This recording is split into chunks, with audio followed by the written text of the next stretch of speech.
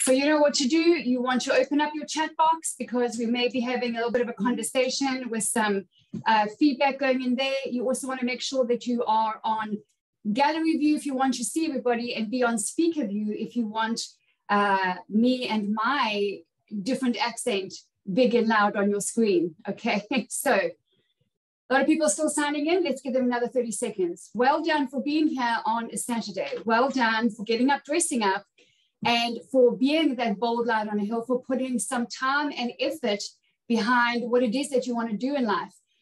The vast majority of people will not give their Saturday time. Guess what their biggest complaint is? I don't have time to find that bra. I don't have time to find those jeans. I don't have time to learn how to dress well. I just don't have the time. Yet here you are, you have the time. So you want to be on video, okay? Because I want to see you. And if I can't see you, I'm going to call your name. You don't want me to call your name. Or maybe you do. Kate Young, ma'am, congratulations on yesterday. Kate is on our team, on our Global Linda Page team. And she is one of the beautiful women that works for us, who brings in women out from the cold into the bold, as I like to say. So Kate, I don't want to see you slide in with a home run so quietly next time. You make a big noise, okay? Well done. So proud of you. Good job. All right, there's another 30 seconds and we're going to get started. There are a lot of you who are coming on video. If your light is behind you, it's going to blur you and it's going to put you in the dark. Okay, so, and if you're driving, please be safe. Make sure that you are safe, and you can go off video if you're driving. I see some of you are moving around. That's great. But what you want to do before we get started is you want to put your phone or your device, whatever it is, in a stable situation so that we can see you clearly and you're not moving around.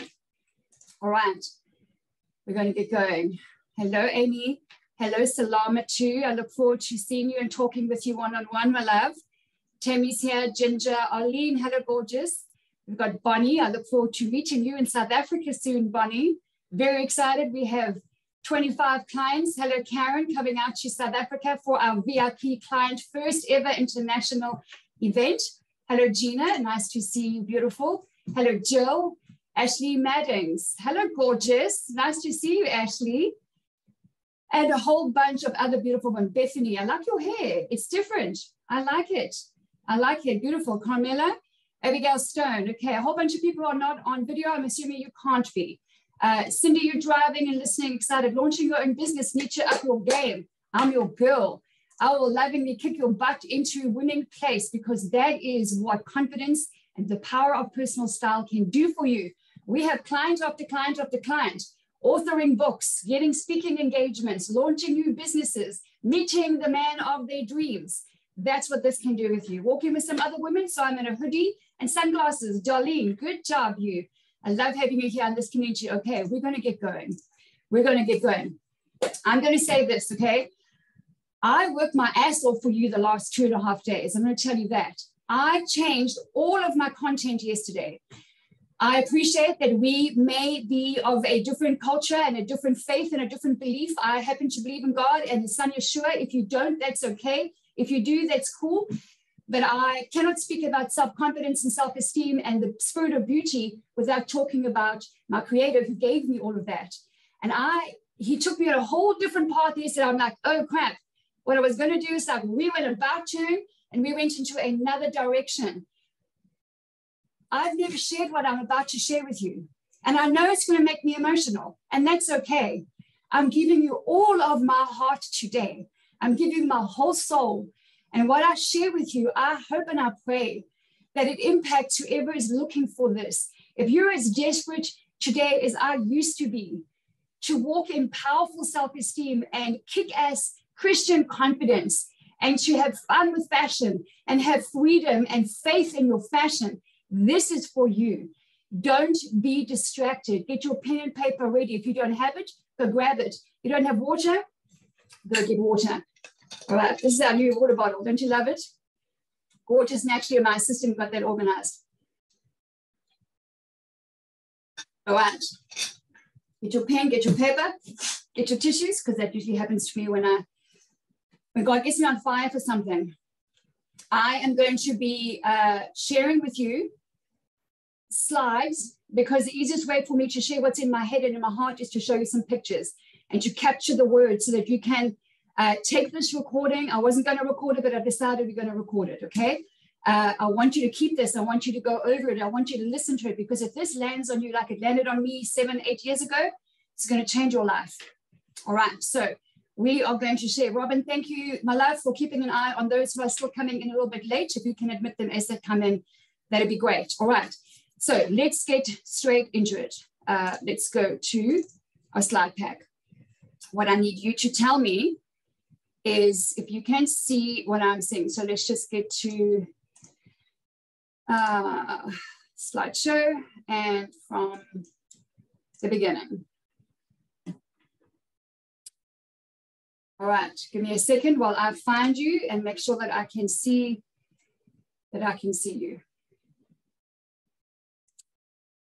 Here's what I'm going to do. I'm not going to put it on slides because I might jump around a bit. So Cara, Solano, Michelle Coates, can you give me a thumbs up if you can see and hear me clearly, and can you see the slides? You can. Okay, great, because you're the only 2 people I can see from this little view. All right. So we're going to hit it now, okay? I'm going to take you through these slides and I'm going to go for it. This is me in slow motion. I speak at a rapid pace. Okay, this is me in slow mo today. So if I'm going too fast, you might just need to listen a little faster. Okay. I want to share the detail here and I might pick up the pace where we need to. And we're scheduled for 1.5 hours. Sometimes we go 2 hours, but 90 minutes is kind of what I like to average on. Okay, stay with me.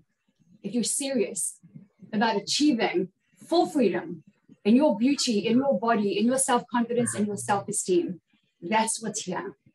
All right, let's go. So confidence and why you want it. The agenda today is very, very simple. It's going to be what is confidence, what is it not, why you want it, and then practical steps that you can take toward it. I've offered you and promised you 3 power tools. I have, in fact, 4 to give you. This is not going to work. I'm going to have to put this on, let me just put this on slideshow, which means I lose my view of you. So I can still see, Cara, thumbs up. Can you still see the slides? Yeah, great. Thanks, Cara. Okay, here we go. What it is, why you want it, and practical steps toward it. Okay, grab your pen. This is the game changer that I'm about to share with you. So there is a difference between self-esteem and self-confidence. They have some common ground, but they are not the same thing. Your self-esteem is your identity. There's a lot of women who spend a lot of time and still are years later finding their purpose, trying to figure out what is their purpose, what is their purpose in life. And I can tell you from my perspective, my purpose is daughter. It's actually even tattooed on my arm. Daughter this is my whole life here in one word. The journey that I went on, tell you a bit about that maybe if we have time, but your self-esteem is your purpose, it's your identity. It is your creation, it's what is created in you through the creator. That is the rock that you stand on. And if it's not solid ground, you won't even come close to self-confidence. These are things that I figured out some years ago. I'm like, oh my gosh, I get it now. So that is your self-esteem, okay? Confidence, self-confidence, actually the Latin word for confidence is fidere. That is the source, the origin of the word, which means trust. So self-confidence actually means self-trust. How much do you trust yourself to get up, dress up, and go nail that interview, to get up, dress up, and go and have that dinner date, to get up, dress up, and go and be and live that life that you want to live? How much trust do you have in yourself? Now, here's some interesting stuff coming, okay? There is good news. Based off of your self-esteem, within your DNA is your spirit of excellence. It's in your DNA. That's why you want more. Don't ever call yourself a perfectionist. I don't have time for perfectionism. I used to be one, therefore I don't waste any of my seconds on it. Perfectionism is all about not making mistakes and getting it so perfect that we don't move forward until it's perfect. Perfectionism steals time from action. Action is the only thing standing between your status quo and a confident, bold, beautiful tomorrow. I hope you're catching what I'm throwing out there. So perfectionism steals time because it wants more time. Perfectionists actually have too much time on their hands. So do procrastinators. Because when you are busy taking action in the direction of your identity, action in the direction of the life you want to live, you don't have that kind of time. It is your spirit of excellence that makes you want more, to go higher. Don't ever let anyone tell you that you are greedy because you have kids and you've got a business and you should be grateful. You can be grateful and you can be ambitious at the same time. It is Christian nonsense and other religious nonsense that says that you're greedy if you want to look good, and you're vain if you want to look beautiful, and you are greedy and not grateful if you want more. It is actually in your DNA to want more. It's why you love the Super Bowl. It's why we love watching Wimbledon tennis. It's why we watch the Olympics. It's why we watch the Rugby World Cup, because we love excellence in motion. Motion is forward moving. So there must be a forward momentum for you to get up, dress up, and be that bold light on the hill. That is the call to action, right? So you've got your spirit of excellence that rests upon your created identity, your self-esteem. Self-esteem is your personal evaluation of your self-worth. And I'm going to tell you this more than once. Are you ready? Your value is like gravity. It is whether you believe it or not. You can fight it. You can cry about it. You can be upset about it. But your beauty, your value, your self-worth is of the highest order, whether you agree with it or not. And I'm going to show you how to get out of the boxing ring with your low self-esteem. All right, so we've got your spirit of excellence. Now, what you decide to do with your life after that is you build a profession. Being a full-time mom is a profession. Being a wife is a profession in terms of maybe whining and dining and running a home and running budgets and being a CEO, being a teacher, being a musician, being a nurse. These are your chosen professions. That's not your purpose in your life. In my life as daughter, my purpose is to love and be loved. Love and be loved as a woman, as a daughter. How I choose to do that as a business owner or as mom or as wife or a singer or all of the above is my choice. We are the only creation, the only species on the planet that is not just built and designed with a spirit of beauty and confidence and courage and power, but with the ability to create our own future. You know how powerful that is? So you can go off and choose your profession. And because you have skills in that area, guess what? You're very confident. 90% of my clients will say, I'm 9 out of 10 when it comes to my self-confidence in my profession. But outside of that, now think about it. Why? Because you have skills in that area. Are you an author? Have you written several books? Because you develop the skills there, therefore you're a confident author. Now, when it comes to personal style, do you lack confidence there? If you have skills in personal style, you become confident. The best news today with regards to confidence, I'm going to get there, but some of the best news is that style is just a skill. If you are serious about being free in your spirit of beauty and having fun with fashion and really understanding your body and getting onto the beach in your swimsuit, your bikini, and not giving a rip what other people think, then you're going to stay with me. Confidence is not something that you can just summon or muster or gather up and just say, I'm going to be confident. There's better news than that. Confidence is built. And in my coaching program, I talk about the 5 or 6 things that build confidence. But one of them that is the most powerful booster of confidence is skills. Skills push up your value. They push up your self-confidence. The marketplace, personally and professionally, look for confident, successful, kind, approachable women. Confidence is key, but it is separate from, and it comes up out of your self-esteem. You don't have your self-esteem rock solid, you will never be 10 out of 10 self-confident. Never. So let's move on. So let's say now we've established, okay, so new skills equals more confidence. Okay, that's interesting. What are you good at? So you can type up in the chat box if you want to. I'm not going to be able to see it right now, but type in the chat box. What is it that you're good at? What is your profession? What are you? Do you bake? Do you make music? What is that? You can go ahead and share that. Is it your job? Are you a nurse? Are you a teacher? Are you a project manager? Do you play the piano? Do you play the guitar? Are you really good at that? Think about the time and the money and the muscle that went into learning how to play that instrument. Are you good with fitness? Are you really diligent and committed and really loyal to yourself and your fitness and your health? Those are skills that you've developed. Maybe you're a teacher. It takes real skill to learn how to be a good teacher and to be able to teach and mobilize and inspire others to move forward. All of those things, because you have a solid set of skills, make you very confident. So new skills equals new confidence. Guess what? Here's some good news. Style is just a skill. If I can do it, so can you. I was 9 years old when I was inspired with a passion for fashion through my teacher, the then Miss McBean, because I had a bit of a dark childhood and she was the only woman I knew that wore red and pink and color and high heels and red lipstick. And she was my hope in heels. I only realized years later that actually God used her as a gift to give me hope and to look forward, knowing that there was a world out there that I would one day come across when I grew up and I left home. And that was at 17, that I could explore, that I could go and create for myself, which I did. So confidence through the power of personal style. Why personal style? Why do you and I want to look and feel good? Why do we want to be able to open our closets? And why do we want to put together an outfit and walk out there looking and feeling beautiful? Why do we admire and respect other women who are so well put together? Why do they catch our eye? There's 100 reasons. One of them is that you have inside of you a spirit of beauty. Only women have that. I'm not saying men are not beautiful. Some very good looking men out there. And I love looking at men and women. I look more at women than men look at women. I study women. If I ever see you or we're in the same room and you catch me looking at you, I'm studying your form, your butt, your boobs, your profile, your everything, because I'm so fascinated with the creation of women.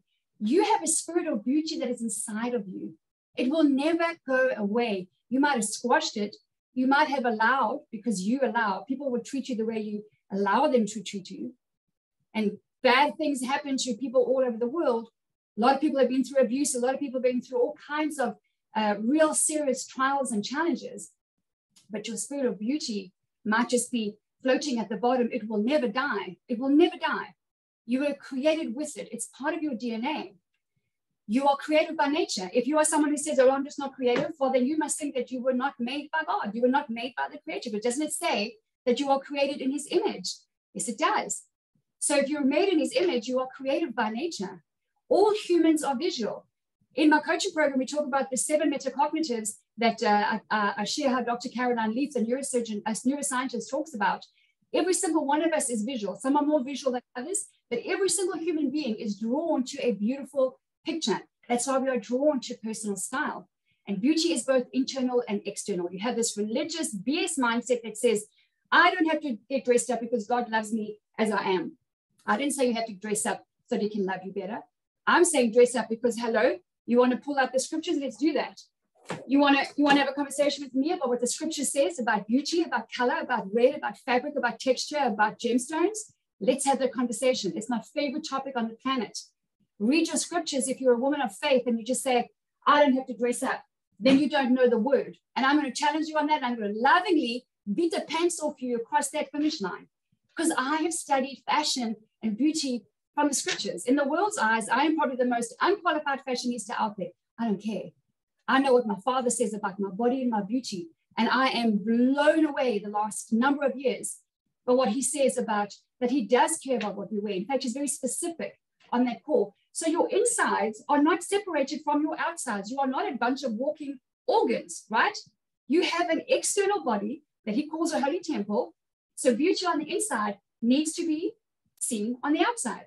And when you really understand the power of personal style, you learn how to dress in a way on the outside that reflects the woman on the inside.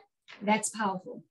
All humans are visual, like I said again, and it's biblical. It's all in there. It's why we desire to look and feel beautiful. So back to my point here. You and I have been given this space to create our lives, right? Let's say this white blank space here is our space to create. From when we are born right through to kindergarten, right through to high school, and right through to the day that we die. We are given this blank canvas of space to create. We have our solid self-esteem. We're going to get there in a minute. And we have things, skills and things we can create, and that boosts our self-confidence, and so we live our lives. So you and I can do whatever we want to do. I was just doodling this, okay? I thought, how am I going to create? So I just took a pencil, and this is what I came up with late last night. So you and I have space to create our own lives. Guess what this does? It builds trust. There's that word again, self-confidence, fidere, self-trust. Who does it build trust with? Firstly, it builds trust within yourself because you've got skills and you're creating and you're practicing and you're applying. You're not just thinking and praying. Prayer is powerful, but faith without action is dead. You cannot just pray for a husband. You cannot just pray for things. You have to get your butt up and go and work for it. We are designed to work. We love to work. We feel we have an innate desire to contribute something of value to our corner of the world. So you build trust with yourself, and then guess what? You build trust with God. In Him, you start believing Him that what He says about you is true. And so you have self-esteem over here, self-confidence there, and in the middle, you have space to create. And how do we create? We learn new skills. You go and bake a cake. You learn how to drive a car. You go and drive a car. That's how it works. The confidence requires three investments, three key investments. Nothing of true value comes free or cheap or easy. So if you're looking for a shortcut, my friend, you're going to be looking for a long time. There are plenty of shortcuts out there. There are plenty of fly-by-nights out there. But if you're serious about being a woman of style, a woman of substance, a woman who is regarded and respected as a successful and strong, approachable, beautiful, confident, it's not going to take 2 days. It's not a 3-hour conversation. You need to invest the most precious gift that you have, and that is your time. Your time, your time, your time. The one thing that women are not prepared to part with, your time. The one thing that most women are not prepared to invest. How many times I have women who say to me, Linda, I've looked everywhere, I can't find a strapless bra. I know you bulldusting me and you look at me straight in the eyes as you lie. You haven't invested time. How do I know? Because I've traveled 44 countries. I know what's out there. I also am a master online shopper. When I look for something, I find it because I'm prepared to invest the time. I am a 32F on boobs, okay? They're here. I've got a strapless bra on right now. They probably should be here, but they're here. I had a breast reduction 21 years ago, and I'm still a 32F. I come from a long line of buxom, Scottish, hot-blooded, feisty women. So I've learned to love my boobs. I know all about bras. You can tell me nothing about bras that I don't know.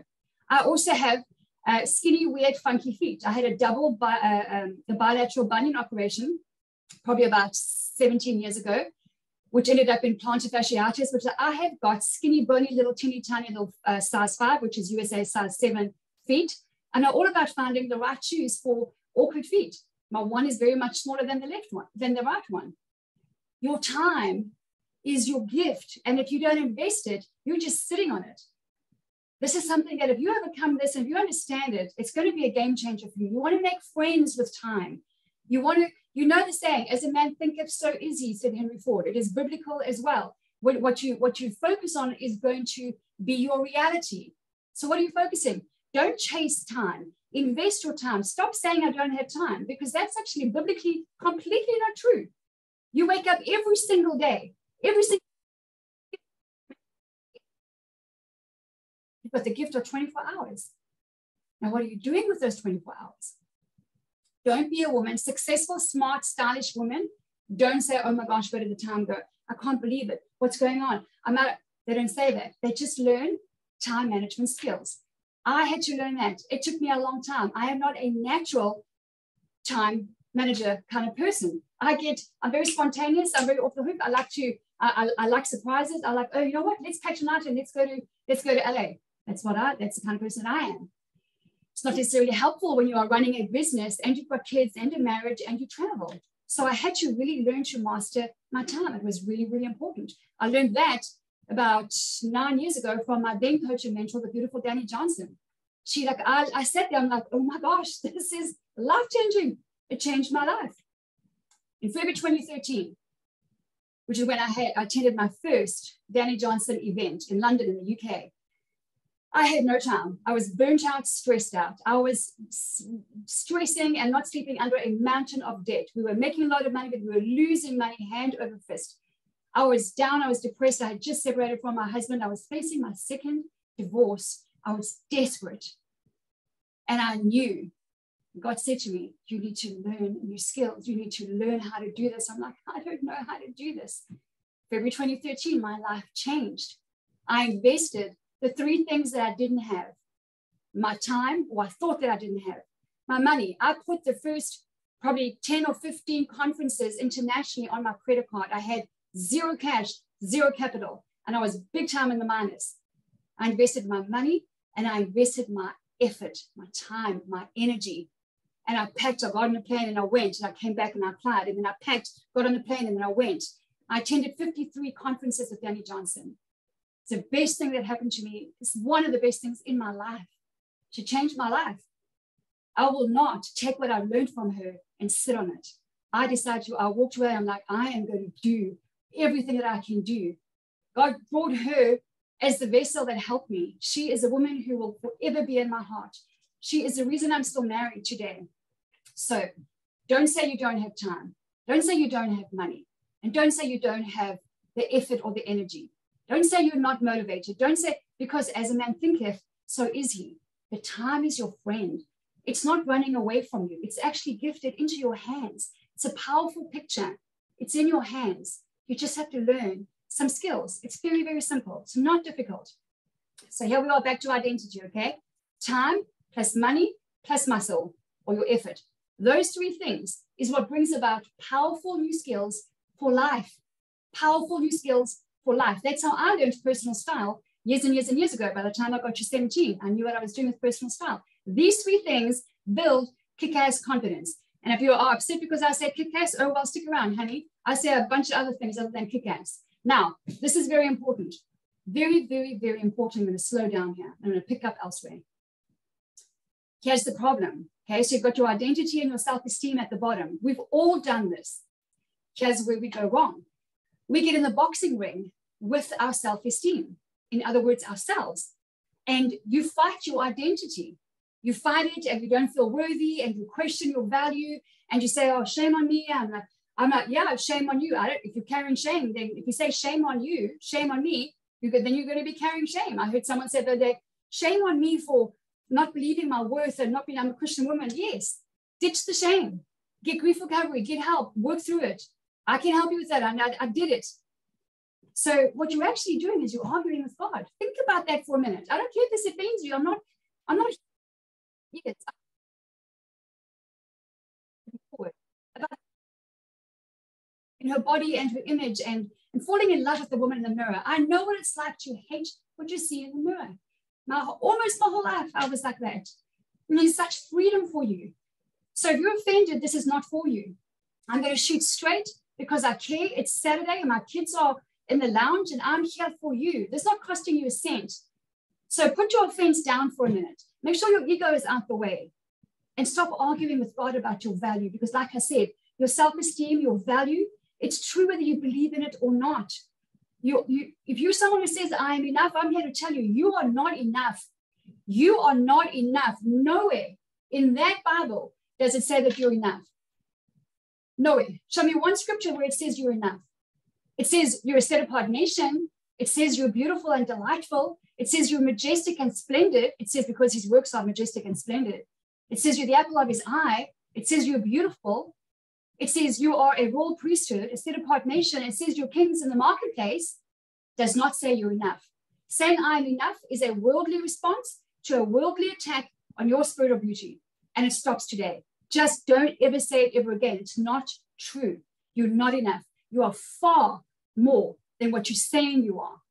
And you're minimizing your self-esteem, which means you are minimizing your self-confidence. You are keeping yourself here. Nobody else is keeping you there. Nobody has power over you. You have power over you. I know what I'm talking about. I've been physically, sexually, and emotionally abused most of my life. I know exactly what I'm talking about. Nobody's got power over you. So you need to stop fighting with God about your creation, about your identity. There is a book that I would really love for you to get by Brennan Manning.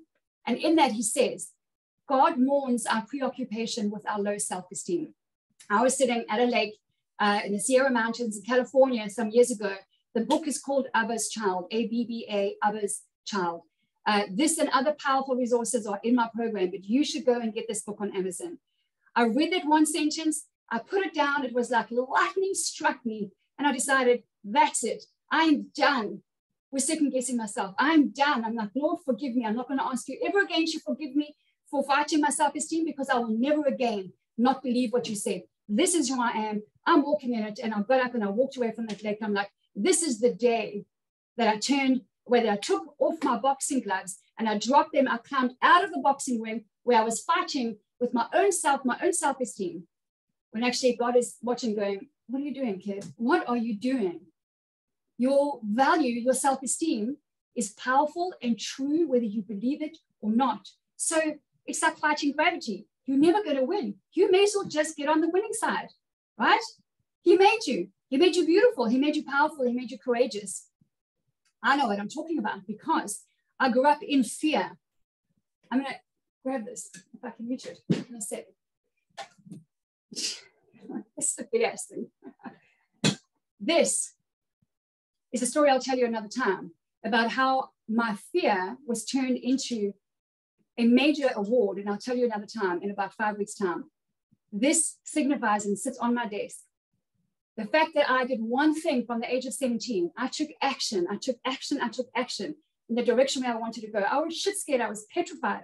I had so much fear in me that I knew that if I didn't move forward, that I would get to 50 and I'd be sad and depressed and probably alone.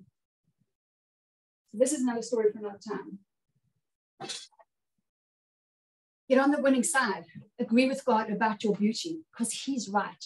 Hey, no more fighting your value. Look up now. From now on, when it comes to look up, get grief recovery. If you need help, it's in my coaching program, or you can get into our Dress to Connect group and I can give you a referral to a beautiful friend who is a grief recovery specialist. Don't let your past dictate your future.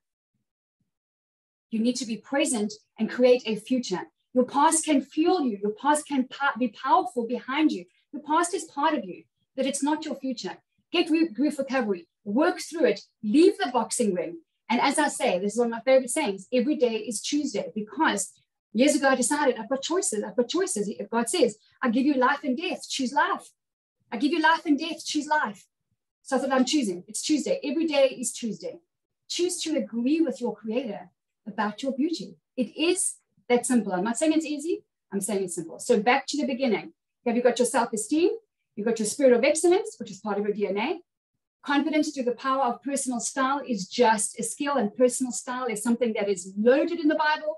It's everywhere. God uses clothing analogies everywhere. The whole chapter of faith and fashion is in my program. I also share it in my Dress to Connect group and in our marketing. There's so much powerful scriptural evidence about why clothing is so important to God and to us. Why do you think he has us getting dressed every single day, sometimes multiple times a day? You think there's no purpose in that? You're a fool, man. Don't think that way. So it's a closed loop. So you've got your spirit of excellence. You learn skills. One of them is a powerful, you've got to do it every day. You're in the fashion business, whether you like it or not. You may as well get good at it. And when you get good at that, you look good, you feel good, then you do good in the world. And you see your influence shoot through the roof, and your self-confidence, and everything starts building, skyrocketing. And then your confidence goes up, and it's a closed loop, and that feeds back into your self-esteem. Confidence and esteem are friends. The only person who can separate those two is you. Nobody else can. Nothing else can come to that. So how do I know? Well, we haven't met. My name is Linda, and I used to hate my own name, believe it or not. This picture from when I was in Texas, probably about, 7 years ago, maybe.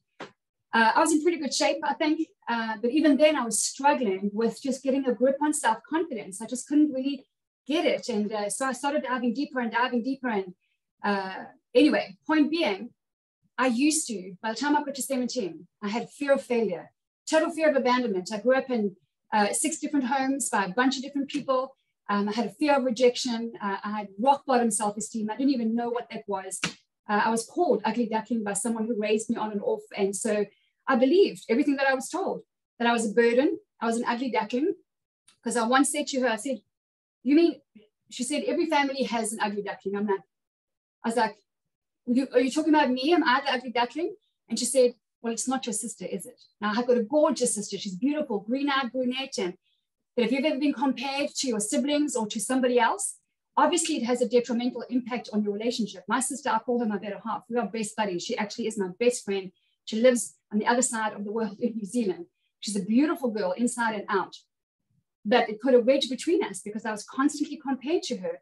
I was the sporty one, and she was the, pretty academic. Everybody loved Donna, I was the difficult one. I was told, I'm a burden, you're difficult, you're full of shit, you're the ugly duckling. Like, okay, thanks. Let me move forward with that. I believed I was a burden. That's what I was told. But by 17, I'd learned one thing. Because when I was kicked out of home and 17, high school was done, I had no option to go on to study. It was just not an option. There was no money.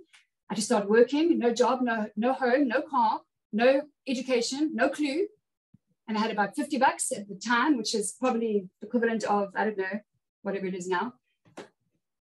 But I knew one thing, because I started looking around when I was about 15 years old. And I thought, apart from my 9-year-old experience with Miss McBean, that had birthed something in me. And that came back up in my heart when I got out into work in the world. And I started looking around saying, thinking to myself, what do successful women look like? What do they wear? And that became my vehicle. Fashion became the Ferrari in my closet. It was the most powerful experience I think that I've had in my life. I couldn't believe the power that it gave me and that it communicated in terms of how people responded to it. My strongest skill from the age of 17 was my personal style. In fact, I had bosses and employers when I was young, man. I was like 18, 20, 21, who used to make me stand up in a room full of our staff with our company meetings and say, you all better pick up your style game and you better look at Linda because she's the example. I'm like, oh, great. How to win friends and influence people on day 3 on the job. That's what happened to me on a regular basis. So my skill set lay in my personal styles. I watched, I learned, I nailed interviews, I nailed social events, and my style gave me an external confidence that really helped me through some serious trials in my life because I had zero self-esteem. There was nothing inside except brokenness, complete, utter brokenness. Dressing well got me feeling confident, invited for interviews, headhunted, promoted, earning an amazing income, noticed and appreciated. I felt respected for the first time. Invitations to events that I didn't even feel like, why am I here? If only they knew who actually I was. I hope they never find out. It even got me a husband. That's another story for another time. It's called Red to Wed. Literally, he noticed me in a group full of women. I was the only one wearing a red blouse and red lipstick with a suit on. And he's like, that's the one. He said, if you weren't wearing red, I wouldn't have noticed you. Everyone else is wearing navy and black suits. So, interesting. This is what happened, okay? The picture on the left-hand side, this is the problem. Confidence outwardly was okay, but it did not transfer internally. So by the time I got to 2012, 2013, facing my second divorce, miserable, feeling like a guilty, absent mother, failing in every area of my life, I started dressing down like we all do. I started gaining weight, and I had weight fluctuation my whole life. I used to hoard food as a little girl because I was scared we were going to run out of food because we always had money issues. And so from the age of about 3, I have not had a good relationship with food. Nothing you can't tell me about weight. Thank God that he didn't allow me to become bulimic or anorexic because I stuck plenty of fingers down my throat when I was a teenager trying to throw things up and I wouldn't throw up. So I thank him for that because who knows what would have happened from there. So the time I got here, 2012, about 10 years ago, 2013, rock bottom. That's when I took my time and my money and my whole heart. And there I am standing at a Danny Johnson conference with the guy, my brother Richard, who got me eventually to go and attend that conference. I was wrapping in a scarf. I had a jacket on and pants on. I don't even think I wore makeup that day. My hair was like in a pinned up thing. I'm like, I am a mess and a wreck, and I feel every inch of that. And that was 2012, 2013. And fast forward to, 2022. I had invested over many years in counseling and healing, but never self-confidence and understanding what it is in relation to my identity. This was a path I was on for a long time. From a young age, 27 years old, that's a long time ago. For a long time, 20-something years, I've been on a track of healing and personal development and building myself and learning and watching and asking questions and learning from anybody who would give me their time to learn. I would pretend to take people out on my fancy salary for lunch just to bless them. But actually, my secret plan was I asked them questions in between the conversation of a lunch because I wanted to know how they did what they did. And I had too much of an ego and insecurity to say to them, hey, can I ask you something? I want to learn from you. Because I had to pretend I had it all together, right? I was that person. Truth is, I was the best dressed, most broken woman in the room on any given day. That was the truth. So that's what happened. From there, I figured it out. In the last, I'd say 7-8 years, I figured it out. I've figured out self-confidence versus self-esteem, and I started building new skills. It wasn't just Others Child, it was that book and a bunch of other stuff. I got rock solid on my self-esteem, and I started building new skills in terms of building up my confidence. And I really took my personal style to another level. I'm like, you know what? I'm not going to rest on my laurels here. I want to really learn. I want to study. I want to figure out. I want to get good at this. I want to simplify. I want to systemize. I want to get really, really good at this. And the most beautiful biblical irony in my life is that I'm a confidence coach, and I teach confidence through personal style. The passion for fashion that God gave me, He dropped it in my heart when I was 9 years old. This is what I'm doing today. I teach confidence through personal style. What a beautiful, crazy irony that is. It's the greatest gift, apart from my children and a few other things in life. So here we are with you, okay? So now we have to ask, what's the problem? What are we facing? Well, as women, we get knocked down in life, right? So we lose loved ones. We get divorced. You know, we discover there's infidelity or there's physical abuse. We get retrenched. We gain and lose 30 pounds, 40 pounds, 20 pounds. We get slandered. We get attacked. We get gossiped. We get rejected. We get abused. I've been through all of those things, by the way, and then some. So have you. You have a story. Your story counts. But it's what are you doing with your story? How have you recovered and empowered yourself through your story? So here's the bad news is we get knocked down, okay? But here's the good news. When your self-esteem is intact, it's only your confidence that's not. So when you're standing on a solid ground of self-esteem, when you stop fighting with God and you say, this is who I am, thank you, I'm going to run with that now. I am rock solid on who I am. People can slander my name, they can attack me, my family can disown me, I might lose my business, but I know that come what may, I'm standing on solid ground. I'm your daughter, and I know you will never leave me. You'll never abandon me. My biggest fear in life is being abandoned. I have demonic dreams about being raped and snakes, and God has delivered me from all of those. One semi-frequent dream I still have is I'm alone in the world, always alone. When I have that, I'm alone. There's nobody. I've got no car, no money, no home, nobody. And I'm alone. Until I got with Him, I'm like, I know I'm not alone. No matter what happens in life, He is with me. I'm not alone. So come what may, whatever's happened to you, when you stand strong on that, it's only your confidence that gets knocked. And the easy way to build that up is with new skills. It can be built back up because you're on solid ground. So that begs the question, my friend, who are you? What is your purpose? Because once you come into agreement with that, self-confidence will start to flow. Not before. You've got to come into agreement with your value, with your identity, with your self-esteem. That's where self-confidence begins. It's coming into agreement with that. So the answer to having self-confidence rests on your self-esteem. That's how it works. So I want you to grab your pen and I want you to write down for yourself, who are you and who do you belong to? I want you to take 30 seconds, and we're going to take 30 seconds. Who are you? What is your identity? What is your purpose? Take pen to paper and write that down.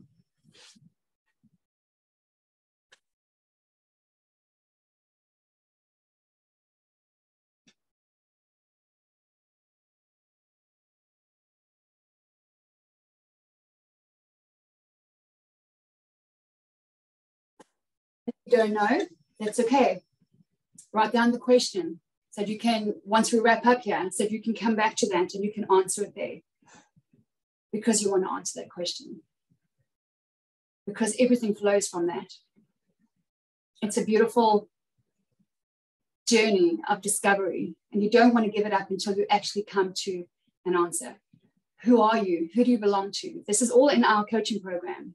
You have to have a vision of who you are. We don't talk about the fundamentals of fashion or capsule wardrobe or hair or makeup or anything until we do some serious groundwork about all of this, because your spirit of beauty is an inside job and it must be reflected on the outside. So we do some serious heart surgery. And it's really good stuff. It's something that you have to do. For me, as I've told you already, my identity as daughter, there it is. Didn't think I would ever get a tattoo until I found myself at a Danny Johnson conference that was surrounded by a bunch of people who were all tattooed. I'm like, what if I should get a tattoo? I told you, I like, oh, there's some shiny stuff. Maybe we could do that. And this is the most beautiful accessory that I own, is that tattoo right there. I see it 100 times a day. I'm like, yep, that's who I am. I know who I am. So I'm daughter. So even when I only have 4 or 5 pictures of myself as a kid. This is one of them. And I was living in one of my sets of grandparents house for a while, and I'm daughter. Even though I wasn't treated like one, all I heard growing up was she's not my daughter, because everywhere I went, I wasn't with my parents. I was with other people. Sometimes my parents only met my biological father when I was 27. I didn't have an alcoholic father. I had 4. So I know a little bit about that as well. But the whole time, even though I didn't feel like that, the truth was, remember, like gravity, I am daughter. That's who I was, always was. This is so key. I am, whether I agree or not. You are, whether you agree or not. You are a daughter, loved and beloved and beautiful, whether you agree with it or not. So you may as well come into agreement with it. Guess what Linda means? This is going to blow you away. You might know already. Linda actually means beautiful. You know that? How crazy is that irony? Linda actually means beautiful. I hated my name because I was told I was all these terrible things. I was called ugly duckling. I'm like, I hate my name. You know how I love my name today? I think it's damn beautiful, actually. And I only found out, I think it was like 10 years ago, 12, 15 years ago, that someone said to me, that means beautiful in 3 languages. I'm like, well, that's ironic. You know, I was still very bitter and still very hurt in those days. Linda actually means beautiful. And it was given to me by the woman who abused me the most, not my mother. She was not one of the people who abused me. Actually given to me, the woman who called me ugly duckling over a number of years gave me the name Linda when I was born. Isn't that crazy? This is why I believe that he turns all things for the good. But he doesn't just sit back and do it for you. You have to come in agreement with your identity. You have to come into agreement with your value and your self-esteem and stop arguing with God. Otherwise, you'll be on a relentless pursuit for confidence and you will never get there. You've got to go to work on what hurt you. You've got to work through it, get grief recovery, come out the other side, use that pain as a powerful tool and help others to do the same. That's what it's about. Life is about others. Your life is not your own. We are connected, you and I. We might have a couple of oceans between us, but we're connected. My son said to me yesterday, he said, I've got nothing in common with that guy in America. I'm like, oh, my boy, you have no idea. That's your brother. He's like, there's one, yes, I believe in God. I'm like, that's your brother. He's like, okay, yeah, yes. We're connected. We're wired for connection. So back to the original, spirit of excellence, confidence through the power of personal style. It's a closed confidence loop, and it continues this way. I can give you picture after picture that can go on forever, and I'm not going to do that. Just showing you how simple it is. The personal style is a gift. And, you know, those who have taught you maybe that, yeah, but 1 Peter 3 verse 3 says, you know, don't adorn yourself with beautiful things and wear, you know, gold and red. Have you read 1 Peter 3 verse 1? Don't take it out of context. It's actually, he was talking to the wife. He was talking to wives saying, and I'm paraphrasing, he's saying, women, when your husband steps out of alignment with God, don't use your sexy feminine wiles, because we know that we can, to bring him back in. Use your quiet, gentle spirit. That's the context of that message. Give me any other scripture and I'll tell you exactly what it means, because I've been on my knees many times saying, Lord, I don't understand. Tell me what this means. And he has. So it is, so, I mean, the Bible is just so full of gold and jewelry and beautiful and nose rings and earrings and necklaces and beautiful braids. And it's just beautiful. It's like fashion heaven is what it is. So why are we not moving forward here? There we go. This is one of my favorite clients. Oh my goodness, this woman, Jean Marie. She, I think, joined us, was it this year? Where are we, 22, I think? And powerhouse. She's a litigator. She's on there, something like the American Association of Arbitrators. She's a powerhouse in her field. But look at the difference between the two. And she's creative. Just because she's a lawyer doesn't mean she's not creative. She doesn't want to have fun with fashion. She's gorgeous. She is crushing it, this woman. She's letting me grow her hair. I take that very seriously. She's got this gorgeous red God-given hair. I'm like, that stuff's got to move, man. We've got to grow that hair. You are wired for color. Red is a powerful biblical color. It's the little things. Here is beautiful crystal. They make a big difference. Look at the neckline. If you've got sloped, rounded shoulders, you want to bring a little bit of square in. I call it fashion math. It's just lines and angles. Let's say, for example, and I'm talking about, remember I said to you, you need to learn how to dress on the outside that reflects the woman on the inside, right? Let's say this woman here is self-motivated, she's professional, she's highly dependable, she's loyal, she's integrous, she's ethical. Is what she's wearing, the creased pants and the loose oversized jacket, is what she's wearing or no? Could something like this reflect that better? Can you see that? It's not difficult. I'm not saying you've got to be suited and booted. If you're in corporate, that's easy. But it's easy to dress on the outside to reflect the woman on the inside. It's a game changer. It's a complete game changer. If you're still in your PJs, if you're working from home, okay, I'm not even going to ask you to raise your hands. If you're working from home in your PJs, you are stealing time from whoever is paying you to work for them. You are stealing productivity. You are stealing profits. You are stealing clients. You would never pitch up at the office before COVID in your pajamas or your slippers. What right do you have to work from home in your pajamas and your slippers? I have made lots of jokes about this, but you know what? It's not a joking matter. We want people to be professional with us. We want loyalty. We want commitment. We want to be treated well. Are you treating them well? Are you working, selling what you're selling from home in? What are you wearing? I've got my high heels on today. I'm doing business today. I'm here working for you today. I'm dressed up. I'd love to see what you're wearing. I often do that with my clients, and I can stand up and let me see what you're wearing. Okay? Don't do that. Why don't we do that? Okay. Don't you switch off your. I know he's on video now. Okay? I'd love for you to stand up, and I want to see what you're wearing. Don't you switch off your video. I know who you are. Stand up. You see, many women are not willing. Many women are not willing to stand up. They are not willing to have their egos busted and to stand back and go, okay, flip, I'm busted. Here I am attending a confidence and personal style seminar, and I'm in my PJs. Okay, nice. Alma, good to see you here. Gorgeous. Look at you guys. Okay, I love Ginger. I love that beautiful puffy sleeve blouse. That's beautiful. Salam at you. Nice. Okay, I love it. Hallie, nice in red.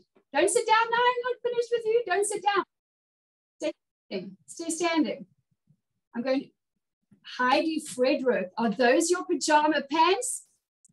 Okay, girl, I see you. Well done for standing up. I am proud of you.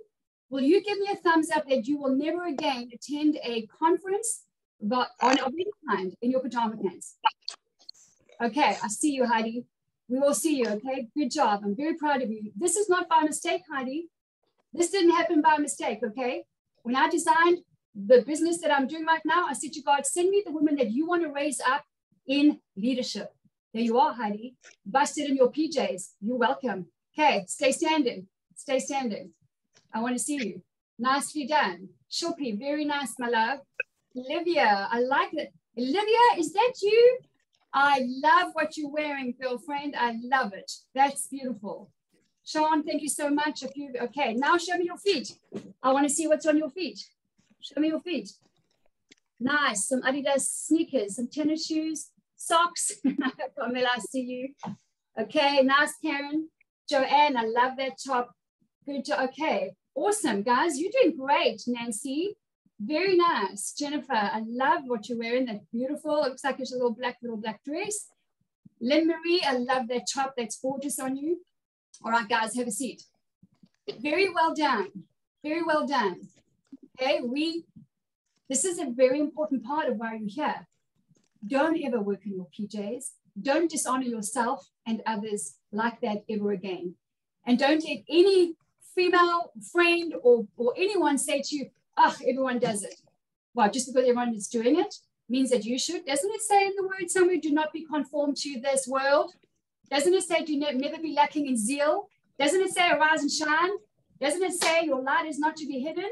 Okay, so good job of those of you who got up and dressed up. And well done, Heidi, for getting your butt spanked. I look forward to seeing what you wear next time. Ella, love that turtleneck on you. That's beautiful. All right, Gary, nice. Tammy, I see you there. I see you. Jill, beautiful. Thank you. You know what? Dressing well is a powerful people skill, and people skills are the most valuable skill on the planet. Everything comes from people. Babies, romance, family, business, opportunities, fun, everything comes from people.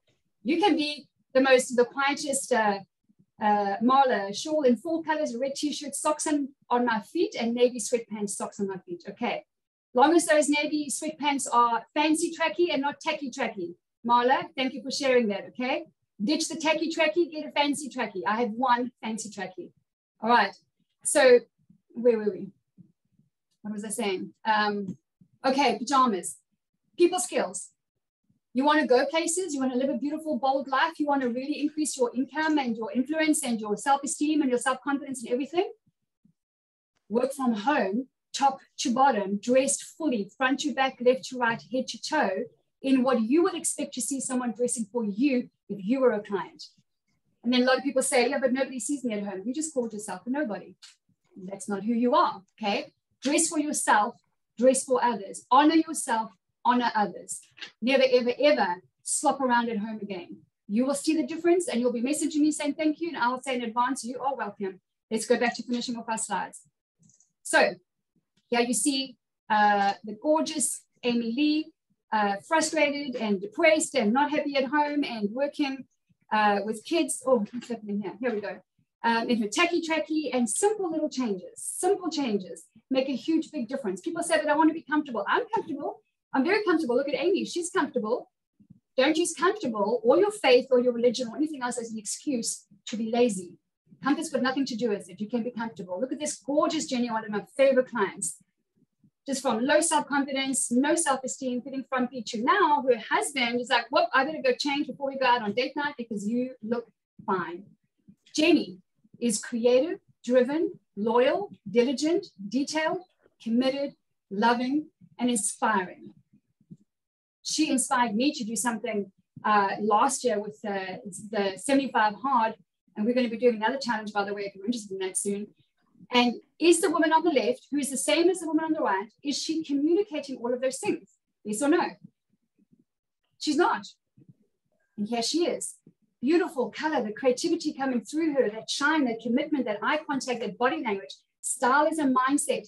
It includes, but it's not limited to what you wear. Here's the gorgeous Giovanna, feeling frustrated and discouraged at home. She's a businesswoman. She's a wife. She's a business owner. She's a homeschooling mom, looking and feeling beautiful still today, many years later. This is the gorgeous Elmo, who is here online with us right now, one of my favorite clients. Always quite stylish, always into fashion, but from second guessing herself all the time and not getting the promotion that she wanted for 4 years in a row, to doing the program, now suddenly being invited to apply for the promotion, being promoted, and turning heads and inspiring fashion wherever she goes. She just came back, I don't know, I think you were in Paris recently, or somewhere in France, Elma. I saw some of your pictures, and there she is looking like the quintessential, essential, stylish Parisian out on the streets of Paris. Now we can see her. Now she's brighter, she's lighter, she's more approachable, she's more relatable. That's really important. Gorgeous Christian, beautiful, one of 5 very, very beautiful girls, toning it down, playing it quiet, playing it safe. And I said to her, like, what's going on? What's, why are you dimming your light? And she was worried. She's like, I don't want to, outshine others. And I'm like, honey, you're not that powerful. You don't have the power to dim somebody else's light. Only she does. Only God can put out that light, and he never will. So you get up, you dress up. Let's go and have fun with fashion. My gosh, look at that body. Look at that creativity. Look at that hair. And let me tell you something. Her husband is loving it. From pretty to powerful. Do not apologize for your power or your beauty or your ambition. Do not apologize. You are not too much. You are not too loud. You are not overbearing. You're not all of those things. What you want to do is make sure you have a spirit of humility. It's one of the most, if not the most important piece of clothing in the scriptures. It talks about a cloak of humility. If you're lacking in humility, you're going to be arrogant. Confidence has got nothing to do with arrogance. How you treat people is really important. It's a matter of style. How you treat yourself and how you treat others is a matter of style.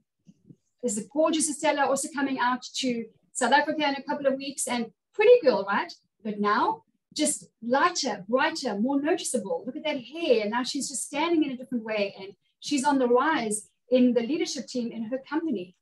Here's a beautiful mom. You don't have to, because you have kids, because a lot of us have had kids, you don't have to now go to your tacky and feel like a hot mess every day.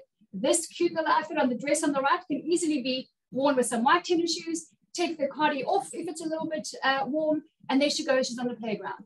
And suddenly she becomes the mom on the playground that everybody wants to connect with and have a coffee with. That's how it works. This gorgeous girl went from a bound up religious background to just married. And their first date, she wore a gorgeous red dress, being told her whole life, don't wear red. Whatever, man. If you are retired or semi-retired, don't retire your spirit of beauty. We need older women. I train my younger clients, and I train my older clients as well, because this is our charge, is your age is a celebration. It is a gift. It is a precious thing. I celebrate my 50 Never hide my age. It is bullshit that it is rude to ask a woman her age. That is worldly lies. That is rooted in the fear of getting old. And that is not who you are. That is not for you. You are to celebrate every year. You just celebrate your miles and your lines and your life. So don't, when you retire your effort or your desire to look beautiful. Because how powerful is it when an older woman in her 60s or 70s sees a young woman in her 20s or 30s and says, wow, you look beautiful today? That almost never happens. You know what does happen, especially in religious circles, is you've got the older woman, and many of them have asked me this, saying, Linda, how do I, in a nice, kind, loving way, let that young girl know at church that her dress is too short? And my answer has been different, but it's been in the same context, is that what makes you think that you need to let her know that what she's wearing is not okay? How many compliments have you given her? What did you last compliment her on? Oh, no, I haven't. There's my answer. Stop judging her for her body and being envious of it, and lift her up and raise her up and take her under your wing and encourage her and find out her heart and say, oh my gosh, where did you get that beautiful bag? It's gorgeous. It doesn't happen. Young women don't trust older women for that very reason. Don't be one. I hear a lot of, yeah, but I'm a t-shirt and jeans kind of girl. Nothing wrong with that. I love jeans as well. Nothing wrong with that. It's just taking it up a notch. There is a recipe for how to get up, dress up, and be that bold light on a hill. This you can very easily change. You can put on your white tennis shoes. You can dress it down, dress it up. Doesn't matter what your size is. It is your shape. It is your shape and not your size. Size is a worldly distraction. You learn your shape. You've seen plenty larger women rock it out there, looking and feeling fantastic, strutting their stuff down the runway of their life because they know how to dress their bodies. That's all that it is. Anyone can learn that. There is a recipe, there are ingredients, there's a methodology. Now, let me tell you something.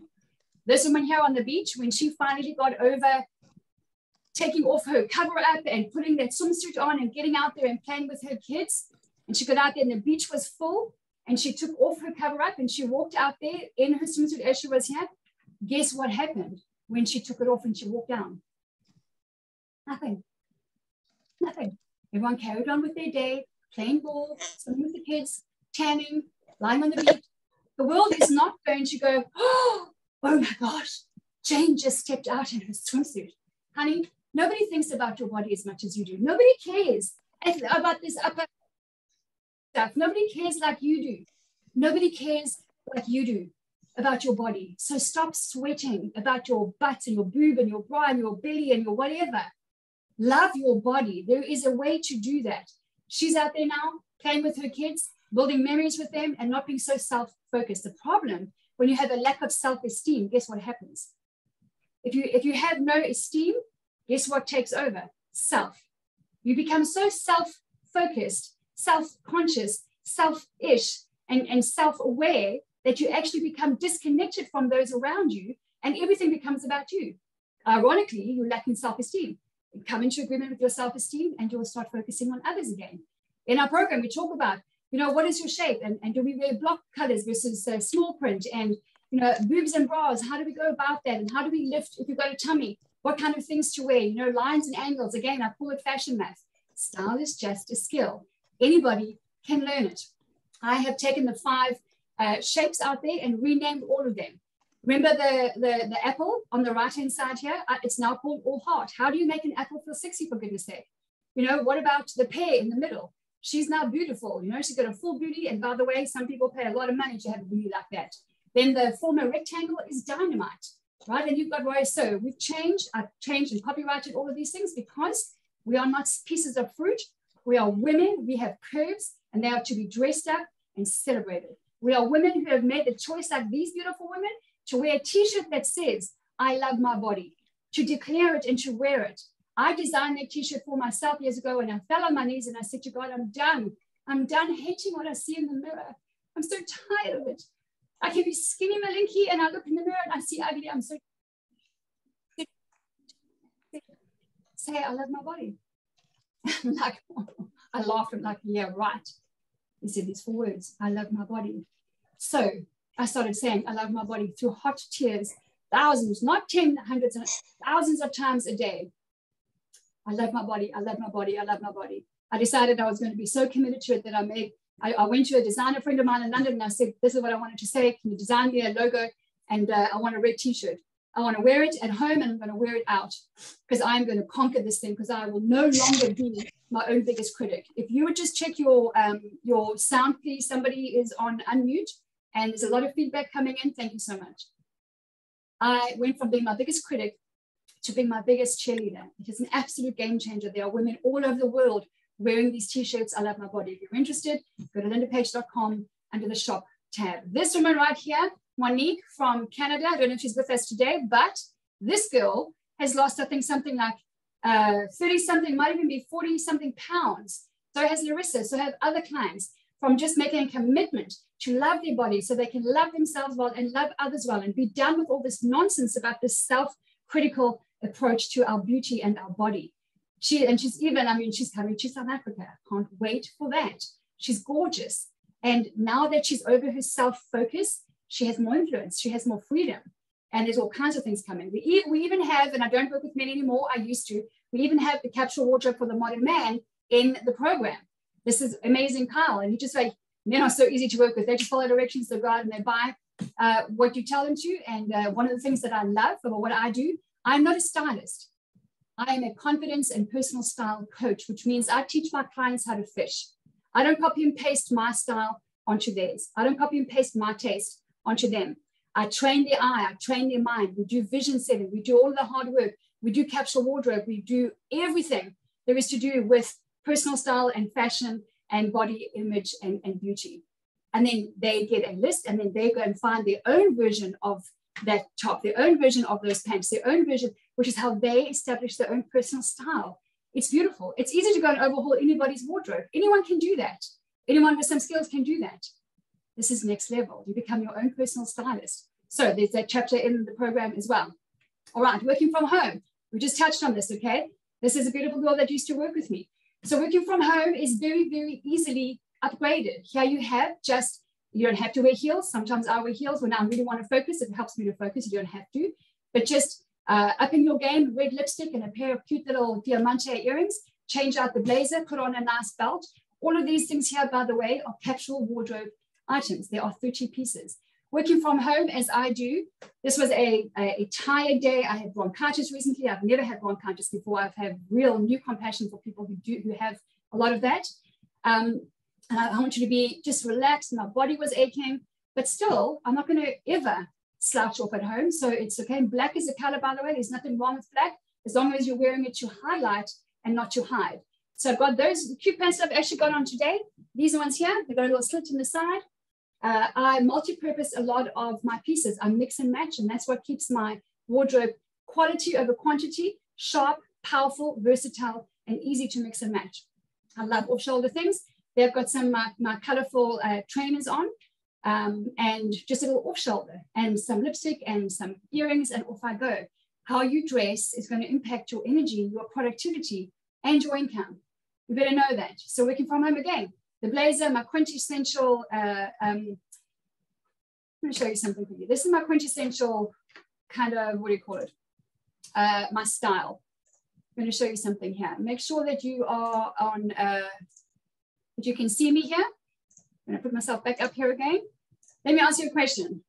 Do you think, hands up, so if you look at me now, and what you see with me in pictures and everything, do you think, like, just give me a hands up if you do, that I'm in pretty good shape? Would you say, ish? I mean, it's a vague question, right? I mean, but would you say that? And would you say that, you know, they're not carrying much fat? Ish, maybe? Okay, okay, are you ready? I've done this so many times. Okay, so here I've got this cute little thing on, got my pants on and everything, right? I simply know my body, okay? So that is what's here, okay? This, I have chosen not to work on flat abs, therefore I don't have flat abs, okay? But you wouldn't say that what's under here, right, is this, okay? What I do know is I know my body. I know what my best fits are. I know how to highlight those, and I kind of float over the rest. So I stand back. I know body language. I know posture, right? I know my angles. I know my good side. And I've got two good sides, but I know my better good side, right? And I know how to stand that communicates confidence. And I know where my best bits are. They're my legs, they're my shoulders, they're, okay, probably my husband would say my boobs. My butt is like, it's okay. So that I have longer over here, and I have what I call floaty skinny. I wear lots of skinnies, and I highlight my legs, and I float over the waist. Can you see that? It's really, really important. It's really, really important. I've been like twice the size and shown every bit of me in a bikini on camera. I don't care what people think of me. There is such freedom in that. I don't care what people say about me. Does it hurt? Yes. Being a woman and doing what I do, you gotta know I catch a lot of flack from women. It can sting. But I know that anger is a mask for pain. I know that hurt people, and I'm okay to catch the flack because I am committed to my mission, to helping you to get up, dress up, and be a bold light on hill. I don't care what comes my way because I'm rock solid on my self-esteem, and I build skills, and I build that confidence, and I am unstoppable in my mission. I might get knocked down, and I was in tears the other day because something really freaking hurt. I'm like, oh, geez, Lord. Sometimes I'm like, really? And I go, no, it's okay. It's okay. I just need a day or two and I'm back. I'm back on a Saturday and I'm working here today with incredible women who are beautiful, who God is rising up. He's got a plan for you. And he's saying, put your time, plans that I say that I've given you, and put your faith.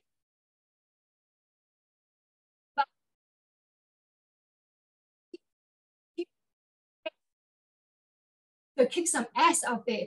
Let's go and love on people. Let's go and raise them up. Let's be women who love on ourselves so we can love others better. That's my game. And I love that you're here doing this with me. I don't give a rip about my tummy and what people think. I like to look good. I love to look good. I love to look good. I love to walk into a room and turn heads. I'm like, yep, I like it because I've worked hard at it. It's been my precious thing since I was 17 when I had nothing and no one. It's precious to me. It's very close to my heart. And I said to God, show me how to use this to connect, because women will disconnect. I didn't have the skills or the confidence or the self-esteem to walk in looking good, feeling good, even especially if I was, when I was half my size, and then it was like all about size for me. And now I'm good, man. I'm like, what do I weigh? I'm 64. So what is that? I don't know what that is, 140 pounds. And I could probably be about 5 pounds, 6 pounds lighter and be really comfortable, kind of between sizes. And it's like it ebbs and flows. It's okay. And sometimes I'm like super diligent and sometimes I'm not. I love food. I will never be skinny minky. If I am, it lasts like a month. I love my food. So I have to work out to eat. That's why I work out. Not really much other reason. So I said to him, show me how to use what you gave me to connect with other women. I want to walk in and be respected as a woman who has worked hard my whole damn life. For 34 years, I've been in business. I've traveled the world. I have worked hard. And I appreciate the respect. I don't want to be envied for it. I don't want to come across as intimidating. I know I can. If I'm concentrating, I will frown very quickly. I will, and I'm a strong person. I've got Scottish South African blood. That is a fiery combination. And I am outspoken and I'm bold. And it's not the same thing as being self-confident, but he gave you a spirit of courage. He gave you a spirit of boldness. It's not for you. It's not for me. It's for us to blaze a trail and clear the way for ourselves so that others can also have it easier, have it better. There are those who went before you and I, who helped us to where we are today, right? And then you are doing the same, and there are those who are going to come behind us. We must love the woman in the mirror if we are to do something good in the world. If you don't love her, the woman in the mirror, you are suboptimally living and loving in life. You cannot love others fully well, not your kids, not your husband, nobody, not God, if you don't love yourself well. This was such a hard thing for me to learn. Like I couldn't love him because I couldn't love myself. I went to work on this man. Like I tell you, if there is a degree out there, I got it in falling in love with the woman in the mirror. I have it. And it can be yours. It's possible. Okay, let's finish these slides. It's possible. So we're not far from done here, guys. Stick with me. Okay, so working from home, okay? Current slide here. Working from home is comfortable. You can switch it up, hot pink lipstick, it gives you energy. Sometimes I put some boots on. Those Cargo pants from Zara, man, I have lived those things to a bare inch of the thread of their life. They're one of my most comfortable things. Zara is one of my go-tos. And I'm all about some reputable brands that are easy, good quality, etc., but also always about finding local, independently owned small boutiques. Boutiques are not necessarily expensive, but they have different things, unique items that help you to build a very different wardrobe. Here's my fancy trackie. That's my Adidas Stella McCartney, the fashion designer in London, collaboration. Those tracksuit pants are like superbly comfortable, ridiculously expensive. But Adidas is one of our clients, and we get a staff discount when we work with them. I don't work there anymore. And put on with a little over, off-shoulder thing, and then there you go to the office. This is kind of like one of my go-tos as well. So remember, every time you see me in my beautiful floaty billowy blouse, you know what's under there. It's my beautiful billowy belly that is not flat yet. Will it ever be? I don't know. Depends on me. And there's my skinny. And then I chunk it up with some accessories just to give myself some energy. Got this cute little gilet. I bought this at a cute little independent store down the coast here in South Africa. They are the same Zara pants again. And I found this pearl sewn on thing called Love, which I thought was just gorgeous. Here I've got flats on. I've decided I'm going to try these very funky, cute little harem pants. And I love, I think it's Shirley that's got one on today, beautiful puffy sleeves. They're just interesting. It says something about the person. And it highlights, again, my best fits, right? So, and those pants actually go quite high-waisted, so they're over my tummy. Now it's getting to summer again. I'm so excited. So I've got this dress on. I was having a very billowy, belly, fluffy kind of day. So I've got a gorgeous Free People dress, and I just chunk it up with some jewelry, and off I go to the office. It gets really, really hot here. We get like 120 very easily. So you can wear shorts, but these are nice tailored shorts. And it's, if you want to go out and maybe to a wine farm or lunch or something, or pool party, put on some wedges. But there are some gold shoes that I found. They're flat. They are ridiculously comfortable. Remember, I've got bony, skinny, problematic feet. I'm going to say this, okay? You've heard me say it before. I don't think that anybody's got the right to say to anybody else, you can't wear that. However, there are exceptions to every rule, okay? There are exceptions. Beauty, style, fashion, decor, it's all subjective. It's all an opinion based on a whole bunch of things. But if you want to be taken seriously, if you want to be serious about your style, if you want to grow in confidence, in building a beautiful wardrobe on a budget that is customized to your body and your personality and your lifestyle, there are two things that you cannot have in your wardrobe. You're going to laugh or you may be sad. Crocs and Birkenstocks. Crocs and Birkenstocks. I'm going to say it again. Crocs and Birkenstocks. We don't have time to go into that right now. If you trust me, ditch them. If you have them, get them out. Don't give them to anybody, because why would you give them to somebody if they don't belong in your closet? Just somebody, maybe someone who's in a shelter or somebody who's homeless, give them where it's needed. Crocs and Birkenstocks do not belong on a stylish, successful, confident woman's body. Birkenstocks actually came into play because they were for diabetic, skin-sensitive, problematic feet. They were actually a health and medical store sold shoe back in the day, then found their way to America, and boom, the whole thing exploded. Crocs and Birkenstocks, sorry, they got to go. Here we're working from home. I had this green blazer on with a little cami underneath, finished work, and then my husband took us out for dinner. So I took the blazer off, same skinny jeans, same pants, put on a little off-shoulder top. There's my same gold shoes. I mix and match a lot, put some earrings on, and off we go. Working from home is easy. Here's the thing. You want authenticity? You better be authentic when nobody else is around seeing what you wear at home. You expect professionalism? Are you being professional at all times? How you do one thing is how you do everything. You should be the same on stage, on camera, as you are behind closed doors. You desire commitment and loyalty. How committed are you to you? Because if you're not committed to you, if you're not getting up and dressing up, putting your best foot forward, why should anybody else be committed to you, right? Think about it. So confidence online is very important. Don't blend into the background. It's very easy to add a little bit of red lipstick and a bit of color, cute little pair of earrings.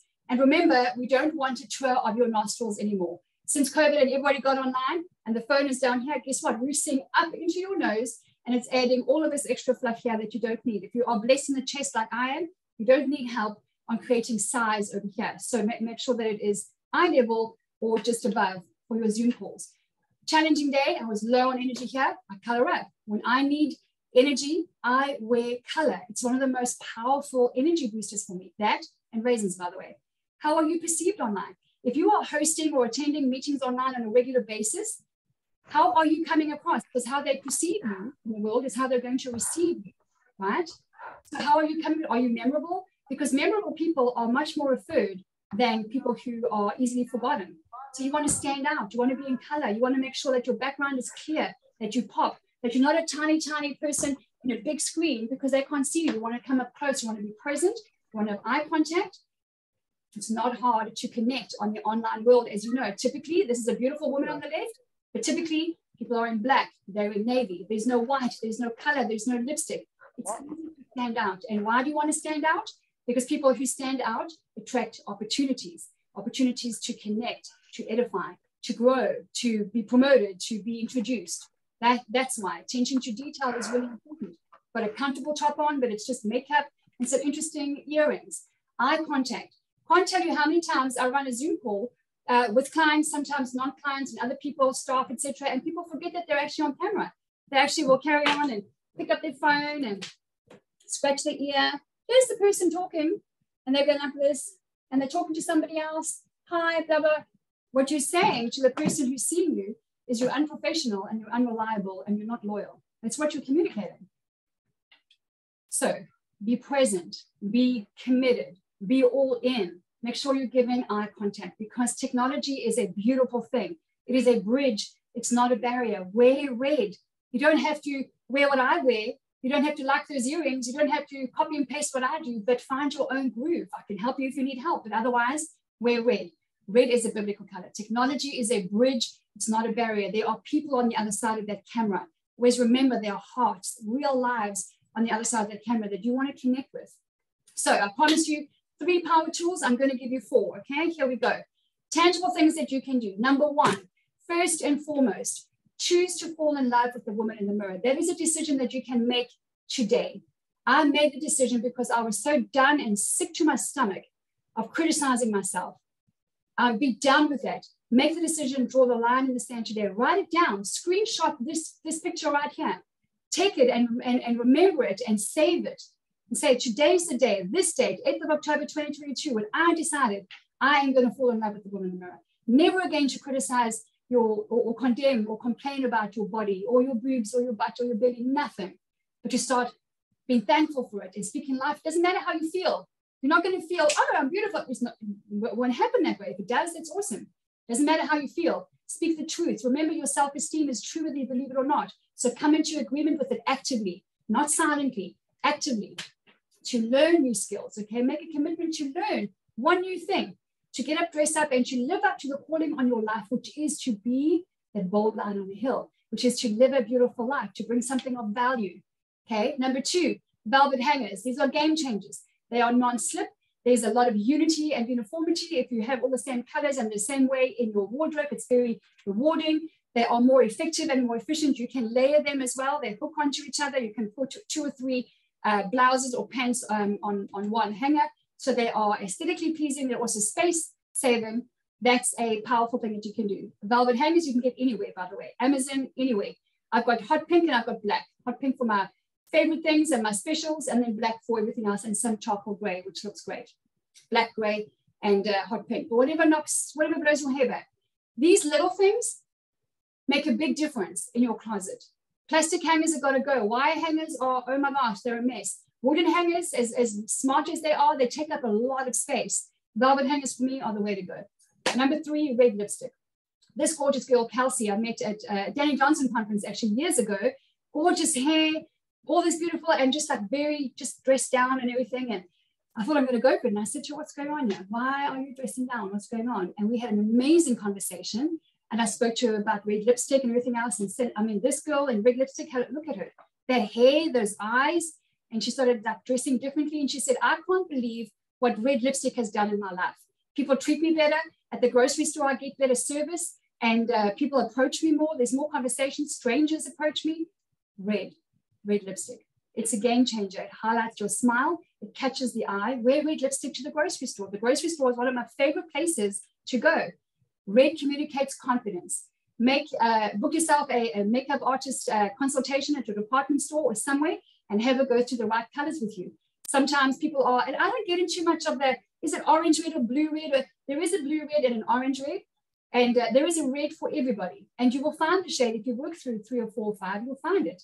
And then you buy it and you make sure you buy the brush, because applying it with a lip brush is better than not. Okay, if you already have red, branch out. Have you tried hot pink? This is what am I wearing? Hot pink today, coral or berry. Try something different. Because what it's going to remind you to do as well is to smile. You forget to smile. It's part of your style, is to smile. Okay, and then number 4 is lift your boob game, people. Lift your boob game, okay? Those are my 32X right there after a breast reduction. I'm like, man, I don't know why I didn't go smaller at the time. And I've had lots of weight fluctuations with. That was a Hot Marriage Secrets conference actually with Danny Johnson in Hawaii. It was beautiful. This was taken by the beautiful Isa, a friend of mine who, by the way, gave me the book I Was Child. Had a profound impact in my life.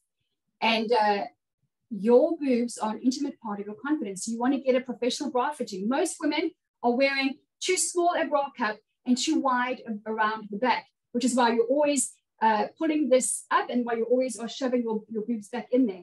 Get a professional bra fitting, know your size, because breasts are intimately connected to your confidence. It's going to improve your posture, and you want to check out the uglies, by the way. Get rid of those used to be white, now gray, hanging on a thread bras, and that includes your nasty knickers, okay? Don't let those things on your body. Your body is precious, it's beautiful, it's you, it's alive. Don't let those ugly, nasty things on your body. Get rid of the old and invest in some nice, pretty, feminine lingerie.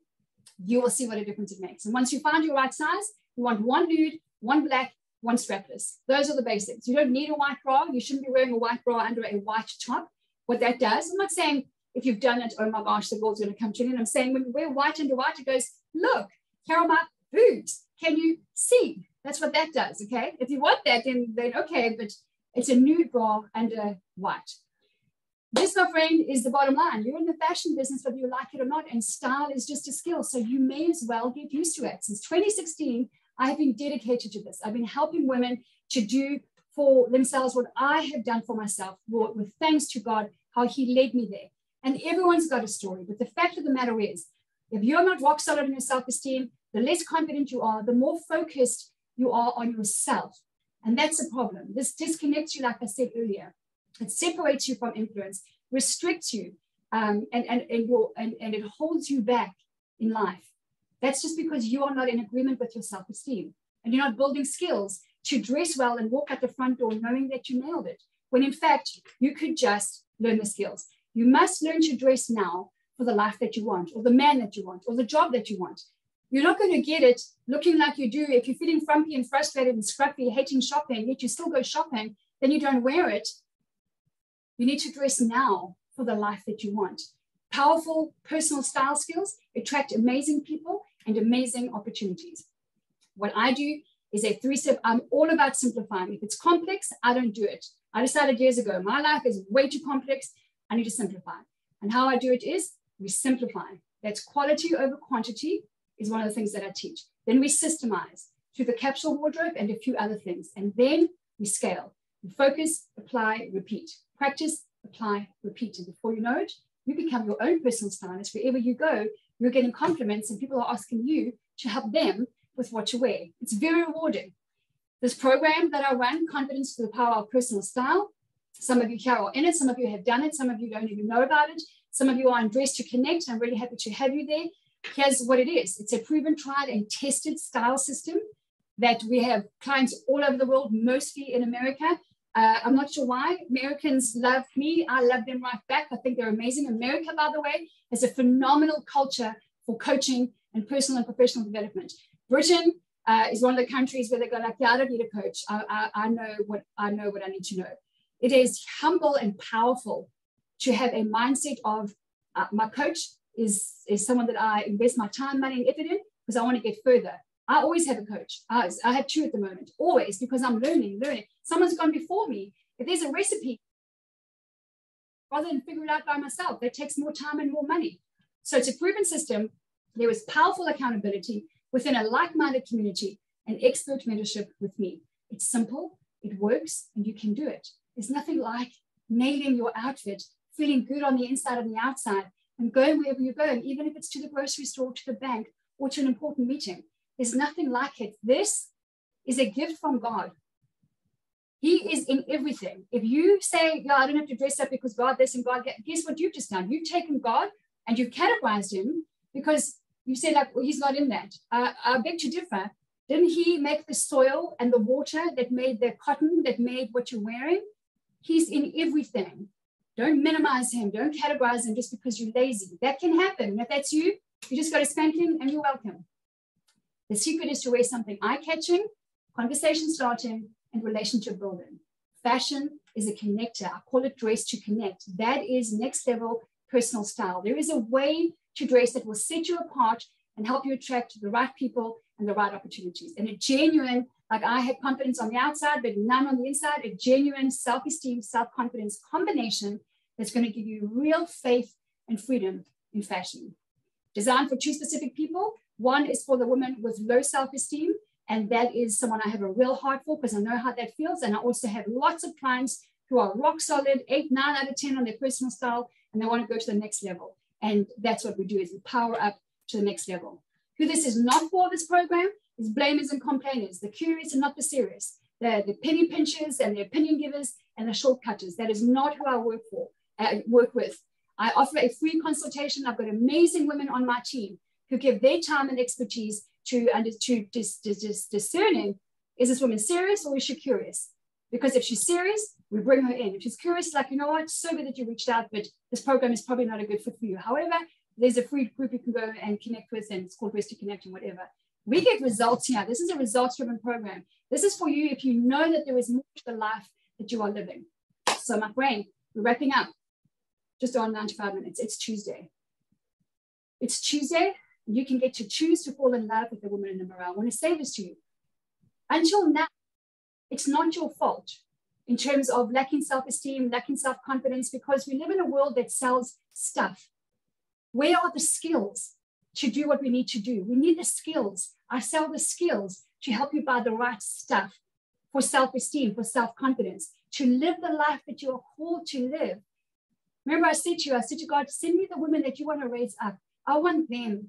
The others are great, but they're good. I want those women who are, they know that there's more for them. And they don't even have a clue how much is coming their way and how easy it is if they actually just make a commitment to themselves. Send me the women that you want to raise up.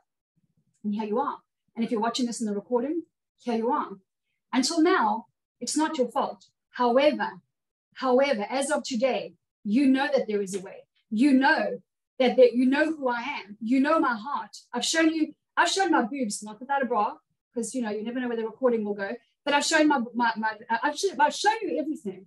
I give you my heart. I give you my soul. I don't give a rip how many people follow me on social media. I don't know why people are so taken.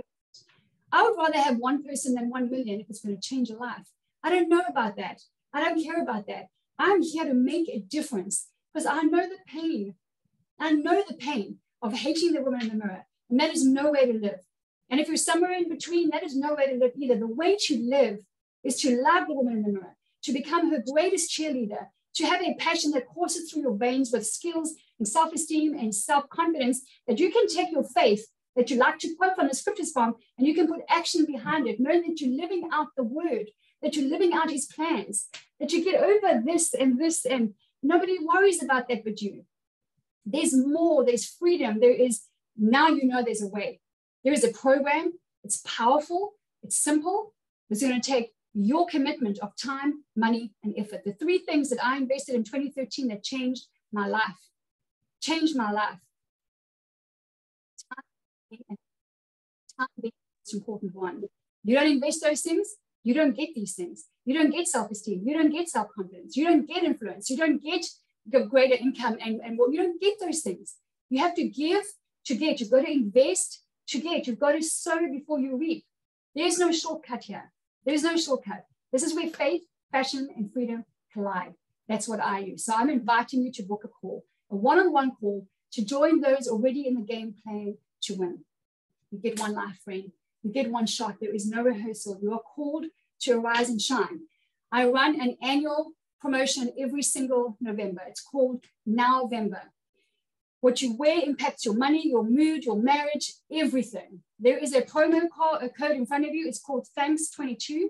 I love the American culture of Thanksgiving every November. It's something that I actually want to start in my family. I just think it's a beautiful thing to do. So the promo code is Thanks22, that if you are serious about taking action on anything that I've shared here with you today, then what you want to do is the following. You want to go to lindapage.com. You want to watch the short video testimonial, and you want to book a free call with my office. Let me get back in here. A free consultation that is going to take you from your status quo, whether that is divorced, tired, frumpy, frustrated, hating shopping, average, cruising somewhere, to that confident, bold, beautiful tomorrow. I'll offer you a free consultation. And Kate, since you are here online, and if any of our other team on, I think it's just Kate. Kate, if you would drop your booking link, please, in the chat box, you can go ahead and book there you go. Thanks, Kate. There it is. You can click on that. Don't you leave the session. Let's wrap up. You can click on that and you can book a free consultation with Kate. And if it doesn't get through to Kate, then you can go to lindapage.com next week and you can book with someone. And what that is a free consultation to identify whether or not there is enough common ground between what you want to achieve and that which I teach. And it'll either be a short conversation or a 30, 40-minute conversation, and it has changed many lives. And we are continuing to change lives. I'm on a mission to paint the world red. My vision is to have beautiful, confident, well-dressed women in every home on the planet, raising girls to do the same, loving themselves, loving their kids, loving those around them, understanding, not being all kind and pretty. And we're not people who get, but the most powerful thing is humility and self-esteem and self-confidence. Once you learn to dress to connect and use fashion as a connector, it is a game changer. So there is Kate's link. You can book with her. What I'm going to do now is I'm going to take a couple of questions and then we're going to wrap it up. All right. So thank you for bearing with me through all of those slides. I am going to share the recording with you so that you can remind yourself that today is Tuesday. And until now, it's not your fault. After today, you know that there is a way to be on rock solid ground with your self-esteem, to build through your spirit of excellence that you have in your DNA, personal style skills that will blow up your self-confidence and impact every area of your life. You're single, my single ladies, ain't single anymore, okay? So if you have a question, you want to type in the chat box, I have a question, and we'll take a couple and we're going to wrap up there. If you have a question, type it in, and I will come and find you, and I will take your question. Whether it's about hair or makeup, don't type your question in. Can you say you have a question? So Cindy Long, where are you? You're going to wave at me. You have to wave at me until I find you, and then I'm going to pull you up here. So I don't see you here. Cindy, keep waving. If I don't see you, I can't bring you up. Because on these kind of calls, you get the question with me, I want to see you. Are you driving? What are you doing tapping, honey? Okay. Okay, Cindy, I live in the Western horse world. I own a ranch. I do a lot of public speaking. I need to dress Western elegant. Can you help? Can you? Yeah, I can help. www.lindapage.com. Have a consultation with Kate and we'll take it from there. And good job for driving and listening in, Cindy. It's good to have you here, my love. Driving, okay. I started the call with Amber. If that's a question, then I'm not reading the questions. I want to take your question live. If you have a question, just go ahead and unmute yourself. Okay, Amber, unmute yourself, my love. Let me find you. Yeah, I'm here. Here you are. Go for it. Go for it. I heard question and I was like typing it and not paying attention, I guess, enough. So I started the call with a bright, bold pink lipstick, and a few minutes later, it was gone. I put lip liner on and everything. Do I need to find like a good lip stain? Because I stopped wearing lipstick years ago because I just can't keep it on. But I love it. I can show you my drawer. What I have always next to me is I have a little mirror before I go, because I do lots of online calls. I've got a little mirror like that. And I am a lip gloss lipstick fanatic. I have at any given time, I do more lip glosses than lipsticks, but at any given time, I've got, this is like only a fifth of my drawer, right? I use them all and they're good quality because I hunt the world for the right thing. So what I have on today is, I will show you, I have very dry skin, Amber. It's a very good question. So here's what I do. Lip stain, and this is a local thing, so you're not going to find it where you are. This is, what is this? Deluxe liquid lipstick, but this is local, okay. So what this is a lip stain. That's what I'm using today. It's hot pink, and it can be very dry, so I do two things. I put on a gloss over it, because look at the difference that it makes. This will wear off if you're talking a lot, especially in an hour and a half or so. And you just, in the beginning of your call, or wherever you're going, you want to dab on a little bit. And can you see it makes a difference? But, so the lip stain is going to stay on to midnight if I let it, until tomorrow morning, actually. You want to take it off with however you remove it. I don't use any makeup remover. I have a microfiber face cloth that takes off my makeup with water only. And then you want to use a lip scrub, because it will make your lips quite, so I use, I've got a cute little, my friend, she is a semi-permanent makeup artist, and it's a cute little lip balm that I have here on my table. So when I take it off, put my scrub on, and I make sure it's all nice and pure, and then I put some lip balm on. That is just how you get to keep the lipstick on for the whole duration. Thank you. All right, you're welcome. Good job, Amber. Okay, let's move that out the way. Anybody else? If you have a question, let me know. Abigail Stone, nice to see you here. I see you. And here's the deal about being on a seminar like this, guys. If you're serious, what you're telling me now is you have no questions, which means you know everything. You know everything what there is to know about body, beauty, personal style, and fashion, right? Because if I'm attending so question, so Grace Atherton, does that mean, does a question mark mean you have a question? Grace Atherton, there you are. Unmute yourself, honey. So let me bring you up. So if I'm attending something, they said you have any questions, I'm the first one. Got a question, right? So, okay, Grace, go for it, beautiful. Yes, what I was wondering is I'm getting ready to go to the beach, and I've always had like hand-me-down swimsuits. So I'm trying to figure out like what would look good with my body build and different things like that. So, well, honey, you're in a jacket right now, sitting down, and not able to study your body. So, in terms of my first question is, why have you always had hand-me-down swimsuits? I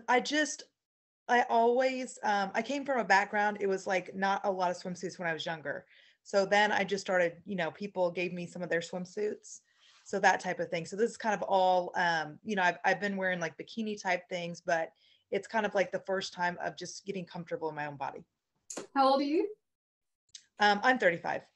And do you still live in an environment where there's no option for you to buy your own swimsuit? No, I don't. Okay, so let's start there. Okay. I think it's time for you to buy your own swimsuit of your own choice, your own color, and your own style. And I'm going to invite you to send me a private message on Facebook. You can send me a picture of your body in the swimsuit that you typically wear, or the bikini, and I will help you with your shape. And I will give you some idea on, you can also connect with Estella Gong. She's in our community. She's a gorgeous dynamite, straight up and down. And she had a bikini that made her look straight up and down. And then we did a bikini that actually gave her some shape. So Estella Gong is her name. And if you want to, I invite you to send me a picture of your body in your bikini, and let's see if it works for you or not. But Grace, I want you to go and buy your own bikini, woman. You're 35, you have the means, the money, and the body, and you should go and have your own gorgeous, drop dead, beautiful bikini. Yes? Yes. All right. Thank you. Good job, Grace. Good job being here. Good job being here. Okay, somebody else has a question. So Carrie Casey, let me see if I can find you. Wave at me. Carrie, I found you. Unmute yourself. There you are. Unmute yourself, my love. Go for it. Okay, so these are probably the thing that drive me the craziest with trying to make an impact, is I have tiny eyeballs and I have a very hard time feeling like I can connect with them. They're pretty, they're just very, very small. So this is, so and I have glasses that I wear most of the time. How do we make the eyes more of an impact, I guess? So let me see by a show of hands. Does anybody agree that Carrie has teeny tiny eyeballs? You can't really, do you agree? Hands up. Nope. Nope. Okay, so I'm coming back to you.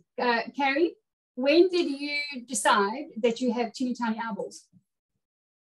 I don't know. I just like, I feel, I guess, you know, I don't know when I decided that. Okay. I just, that it is part of how I would describe my face, is I have small, pretty green eyes. Okay, so listen, how you feel about your eyes is your thing, right? I mean, you're entitled to that. And again, you know, your beauty and your face and your shape and your size. The only time somebody will say, I've got small eyes, is if you're comparing the C word to someone with big eyes. The only time somebody will say I'm short is if you're comparing to someone who is taller. So I would suggest you don't compare.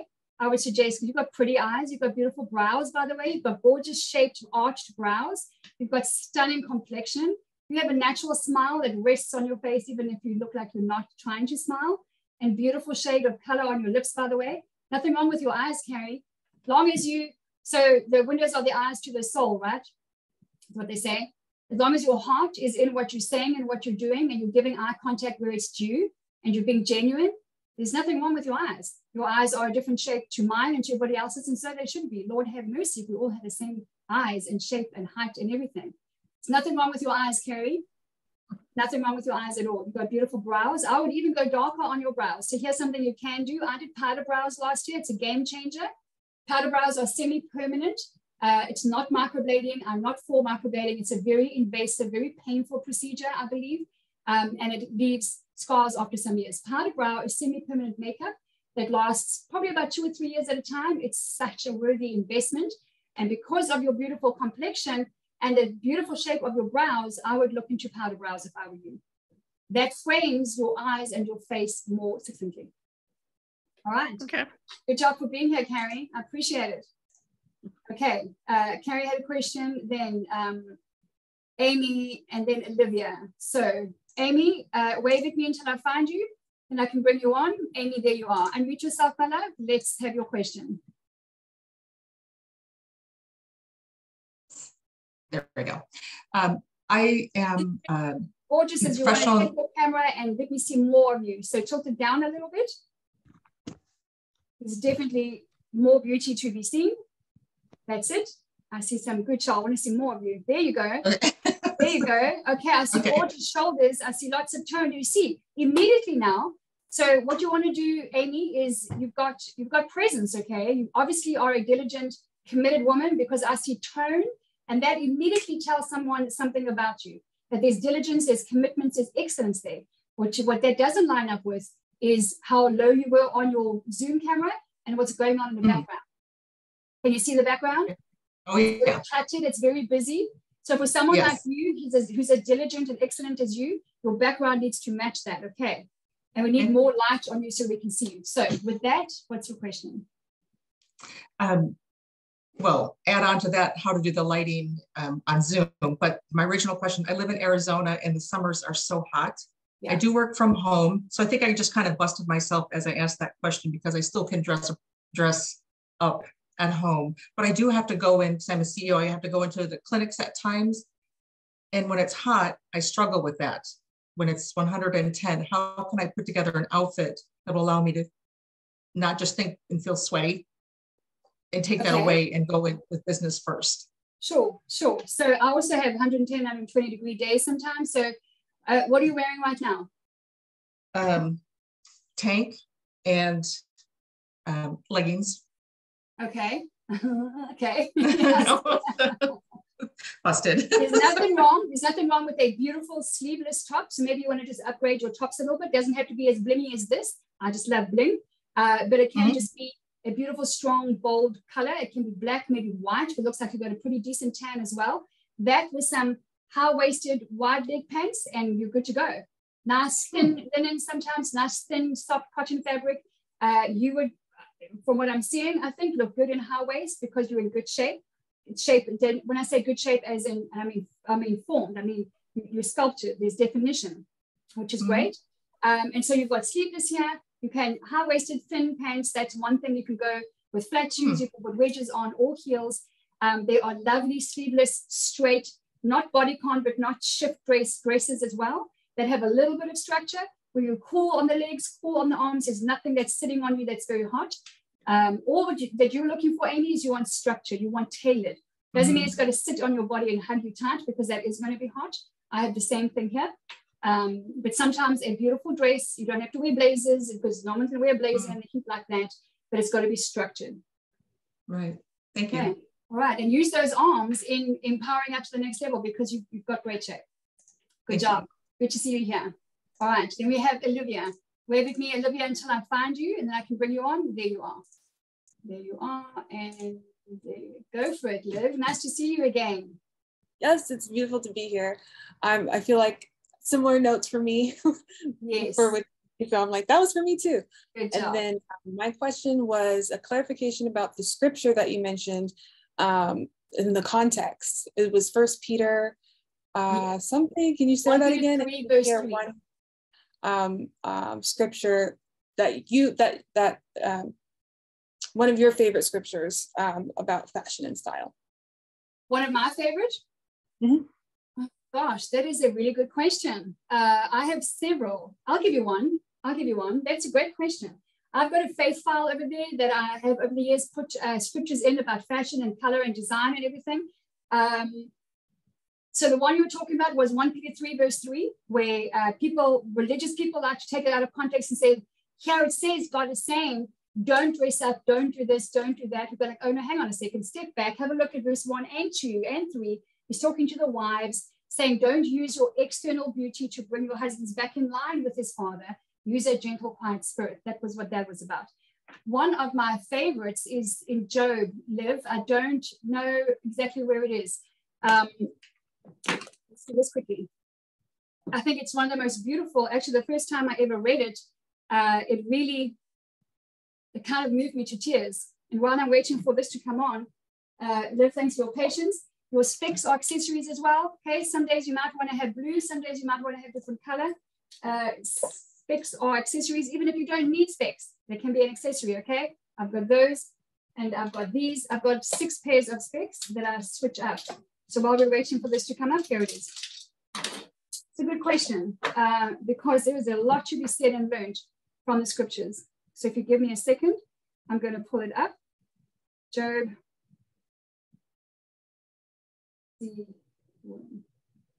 Okay, so this is not, here we go, Job 38, verse 8. This is not my version, because I have the ISR, which is the first original translated to English. So it's got the original, and I've got that from Danny, it's got the original names. There's no J in the Hebrew language, right? So it's Yeshua, it's Moshe, it's all the original names. It's beautiful. But taking this from here, Job 38, verse 8, and it says here, let's go to just Job 38. Thanks for your patience. This is a beautiful one. It says here, and then the Lord spoke to Job out of the storm. And remember when you were saying, you know, where were you when I formed this? Where were you in all of that? And he says there, and I'm paraphrasing, when the sea burst forth from the womb like a baby, when I made clouds its garment and wrapped it in thick darkness to swaddle it. So when the sea burst forth from the womb, and I made clouds its garment and wrapped it in thick darkness to swaddle it. And I was like, oh my gosh, he's always talking about wrapping and clothing. And he talks about the sea as a baby that bursts forth from the womb, you know, that this live thing, that he made the clouds its garment, and he took darkness and wrapped it and swaddled it. There's so many clothing analogies in the Bible. It's mind-blowing. Job, that's my answers. Job 38, verse 8. It just gives me such a different perspective on, we think he's not in what we wear. We think that this is made in China, it means nothing, whatever. That's just total ignorance. So that's one of them. I've got a thick file full, but that's definitely one of them. Also love Exodus 35:35. Men were originally designers and weavers and seamstresses and tailors. It wasn't women. It was men originally in the scriptures were the designers. It says there, for I gave them skills and talent to be, you know, weavers and designers and textile something or other. I think it's Exodus 35:35. Just beautiful, you know, different perspectives from the original fashion designer, who, that's why I talk about inspiration from creation, is can you wear a pair of pink heels with a green dress, Well, I look outside. Is there a pink rose with green leaves? Yeah, you can. Can you wear blue with brown? Well, take a walk to the beach. There's the blue ocean and the brown. Blue and turquoise, turquoise and brown look great together. Take your inspiration from creation. Thank you so much. Good to see you here, Olivia. Really good to see you here. All right, let's take one more question. Gail, you've got a question about aging. Perfect. Gail, where are you? Didn't find you. Maybe we'll wrap up. There you are. I found you. So let me just bring you on here quickly. Gail, why are you not coming up here? Hang on a second. Let's try again. Here you are. Gail Cuthbert, nice to see you. You just have to unmute yourself. Oh. There you go. There you go. Oh, no, now you're muted. No, now you're muted. Good. There you go. Okay. Good. Yes. Hi. Yeah. Just thoughts about aging. I'm 59 and we went through some pretty intense stuff this last year. And I just feel like I turned into an old lady. My hair is turning gray and my skin is sagging and getting crepey. I love tanning. And okay. I just, yeah. Does that help? Okay. I can keep talking. No, learning myself at this age. All right. And are they like tears not far away, right? Oh, they could be. I'm saying, so like, do you feel quite emotional when you explain that? Like when you say you're feeling old and just like a bit haggard, how are you feeling? I'm okay right now talking about it, but if we keep talking, I'll probably cry. Okay. All right. So is this a new thing, Gail, in terms of just some recent challenges that you've gone through, or has it been like a leading up for a long time and you've kind of found yourself here feeling older and frumpy? Yeah, well, I've gone in and out of seasons where I had more confidence and I felt beautiful and I felt, that what you're talking about. And I think it has to do too with COVID and being in the house all the time and not around people. We changed churches and the church where we're at is awesome, but the ladies are not stylish. I was at a large church where there was a lot of style around me. Okay. And like the roles I'm playing, where I'm showing up at, I'm at home a lot and we're in the middle of moving and we're moving to a different area with a different culture. And there's a lot of transition going on. And it's just like, I find myself, I just wear fitness clothes all the time and I don't want to dress. I kind of make myself when we go to church, but yeah, I just feel like I'm in this weird transition stage and I don't know who I am. Good. Yeah. Okay. All right. Good. Thanks, Gail. I think it's a perfect question to end on. So 59, you look great. If I look at your décolletage and your shoulders, you look to me like you are a fit woman. Are you? I am. Okay. I am. What do you do for sports? Okay, there you go. Oh my gosh. Lift weight, kickbox, yoga. Oh my gosh, you're a powerhouse. Okay, that's awesome. I love it. Okay, so it's okay to be in transition. Change is the one thing we're guaranteed, right? Change is good because it makes way and does away with the old and makes space for the new. It's like a cluttered closet is a cluttered mind. You want to cull it and get rid of the old, the things that don't serve you, and you want to make space for in your mind and your heart for new things. So the change is good. Sometimes horrible, painful experiences bring about that change. The change is still good because it's not what happens to us, it's we decide how we respond to it, right? Like you would have heard Danny say many times, it's what we do with it. So number one, whatever those personal experiences are, make sure you're getting grief recovery. People think that it's just death and divorce, that is grief. It's not. It's moving house, it's moving church, it's losing a pet, it's a lot of things. So you may want to think about that. If you want to send me a private message later, I can give you the name and number of a friend who will give you a free telephone consultation and you can decide whether or not she's for you or if you need it. I don't get paid to refer any product or any person. I only refer people and products that I have personal experience with, and she helped me a lot with something. So I think give some time and thought to that. Embrace the change, even though it might feel painful. And the beautiful thing is you're fit, you're a powerhouse. So just speak life over that body, Gail, like verbally. You need to get my t-shirt, you need to wear it. It says, I love my body. Okay, get the red one and just wear it and just feel it. It will just do something to your skin. It will just make you see something.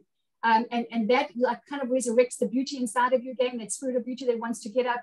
I remember what I said to you, I prayed for the women, like Lord, the women that you sent here, Send the ones that you want to raise up in leaderships, and here you are, right? So Gail, now you're in a new church and they're not so stylish. I mean, I don't know, what would you do tomorrow morning when you go to church? What are you going to wear? Whatever makes me feel beautiful and confident. I mean, I've been doing that. I've already made that decision. Yeah. So I just decided recently that I'm not going to lower myself to whatever I see around me and use that as an excuse. And I'm actually moving. I'll be in a new church somewhere else, and I don't know what that's going to be like. So that's great. That's great. And listen, church has been some of the most powerful and painful training ground for me, because if women are not dressing well at this church, they have dropped their standards, and that's not their natural heart. So you coming in there, you can sow some beautiful new seeds. You can plant new seeds, and you can look, and you're not always going to get a positive response, because hurt people, right? Be ready for that. And we have scripts, but be ready for that. Just saying, you know what, I love to dress up. It makes me feel good. And sometimes when I'm lacking confidence, it helps me. And be a little bit vulnerable and use it to connect, right? So you want to dress to connect without making yourself look so different that they feel like, gosh, she's not one of us. You want to make yourself approachable. But Gail, you got to spend some time with the woman in the mirror, my love. You got to let your hair down. You got to look at yourself from all angles. You got to decide how you feel about the gray, and make some decisions. Do you have a hairstyle that you love? I do, yeah. And I did try to go gray, and I decided I wasn't ready for it. So okay, I went back to I love dyeing my hair. That's what awesome. I'm going to do.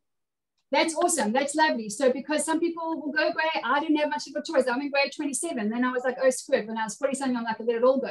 But yeah. If you want to maintain that color, that's perfect. Are you married? Yeah. Yes. Okay. And kids? Yes. Okay. And how? Yeah, I have two adults. Yeah, I'm a grandma too. We have 5 grandchildren. Oh my gosh, that's awesome. Okay. So how you feel is how you feel. Now, you want to acknowledge those feelings. Okay. So when was the last time you had a really, really, really good cry? Really, really good cry? Yeah. I'd say in the last month. Okay. Yeah, I've done a lot of crying. Okay. All right. That's good. Because I teach my kids that. So we have to acknowledge our feelings, right? Feelings must feel, like they must come up and out, and they must be acknowledged. It doesn't mean that we stay there, but they must be acknowledged, and we must give them time. And getting out and going for a walk or doing your exercise, everything, that's all really good. And connecting with nature is a really good way to reconnect with our spirit of beauty as well, if that's something that you do. And then you just do what you do well. You keep on exercising, you get up, dress up for church tomorrow, and you say, I'm going to use my eye contact, my body language, and this fashion as a connector today, and make a new friend and strike up a conversation through fashion. Because your spirit of beauty is there. You look amazing for 59. Maybe you don't feel that way, but you look freaking amazing, Gail. That is the truth. So you want to wear something shit hot tomorrow to church tomorrow, okay? Something really, really amazing, because you worked hard for that body. Now you're going to dress that body well to church and ask God, show me who you want me to connect with. Who needs me? That's going to shift your focus a little bit from you to who needs me tomorrow. I'm going here to worship you. I'm going to connect, but who needs me? Help me to dress to connect with her. Cross her path with me. Just take that one next step and see what happens. Okay, I already know what I'm going to wear. Awesome. I want you to send me a picture, please, or post it in Dress to Connect. Are you in our group? I think so. It's where I got the Zoom link. Okay, great. No, please. I don't know. What is the group? I'm sorry. So, and for everybody else, if you're not in our group on Facebook, it's called Dress to Connect. Okay. Kate, if you'd be so good as to just drop, or Robin, a link in the chat box, please. Dress to Connect, and that's where we do these things. This Zoom link was posted on Instagram as well. That you want to be in there, you want to post your picture of what you wore, and you want to say how it made you feel. What was your fashion story like? What happened at church with what you wore? I want to see that. Tag me, okay, Gail? Tag me. I will. I'm going to dress more badass than I've dressed That's the whole time. Word is I want to see a badass picture. That is the word. That's the word. Okay, you are a badass beauty. That's what I want to see. Tag me. All right, Gail. Thank you so much. Good job. Nice to meet you. All right. Okay, folks, that is a wrap. It is just past 2, so it's just 2 hours. Thank you for being here. I know some of you had to go, and that's great, but you have done an incredible job of paying attention, listening to my weird accent. You have the accent, by the way, not me, just so you know. And for getting up, dressing up, and being present. You've honored me with going through all the slides and giving your time and attention. I really hope that what I've shared with you today is going to help you the way that God just gave me tools and helped me and put me on rock solid ground, because it doesn't matter what happens to us, like he will never be alone. He's with us and you are not alone. We're in this community together, doing life together. I'm grateful for technology that we can be in Dress to Connect or maybe one of my clients. It's a privilege to do what I do. It's a beautiful, biblical, crazy irony that I do what I do, coming from where I come from. On a serious note, if you've been through abuse of any kind and you're still carrying shame, it is crucial that you take action and invest in yourself and commit to yourself, because it is Tuesday and we get to choose whether we stay in our status quo or whether we invest and learn new skills, stand on our self-esteem, build our self-confidence, and genuinely live out that confident, bold, beautiful tomorrow. It is yours for the taking. All right. You can unmute yourselves and say goodbye. It was so good to see you here. I love all your beautiful faces. You have a beautiful rest on your Saturday. Thanks, Linda. Thanks, Linda. Bye, everyone. Bye. It was lovely seeing everyone. Goodbye. Goodbye from Canada, Linda. Goodbye. Goodbye from Canada.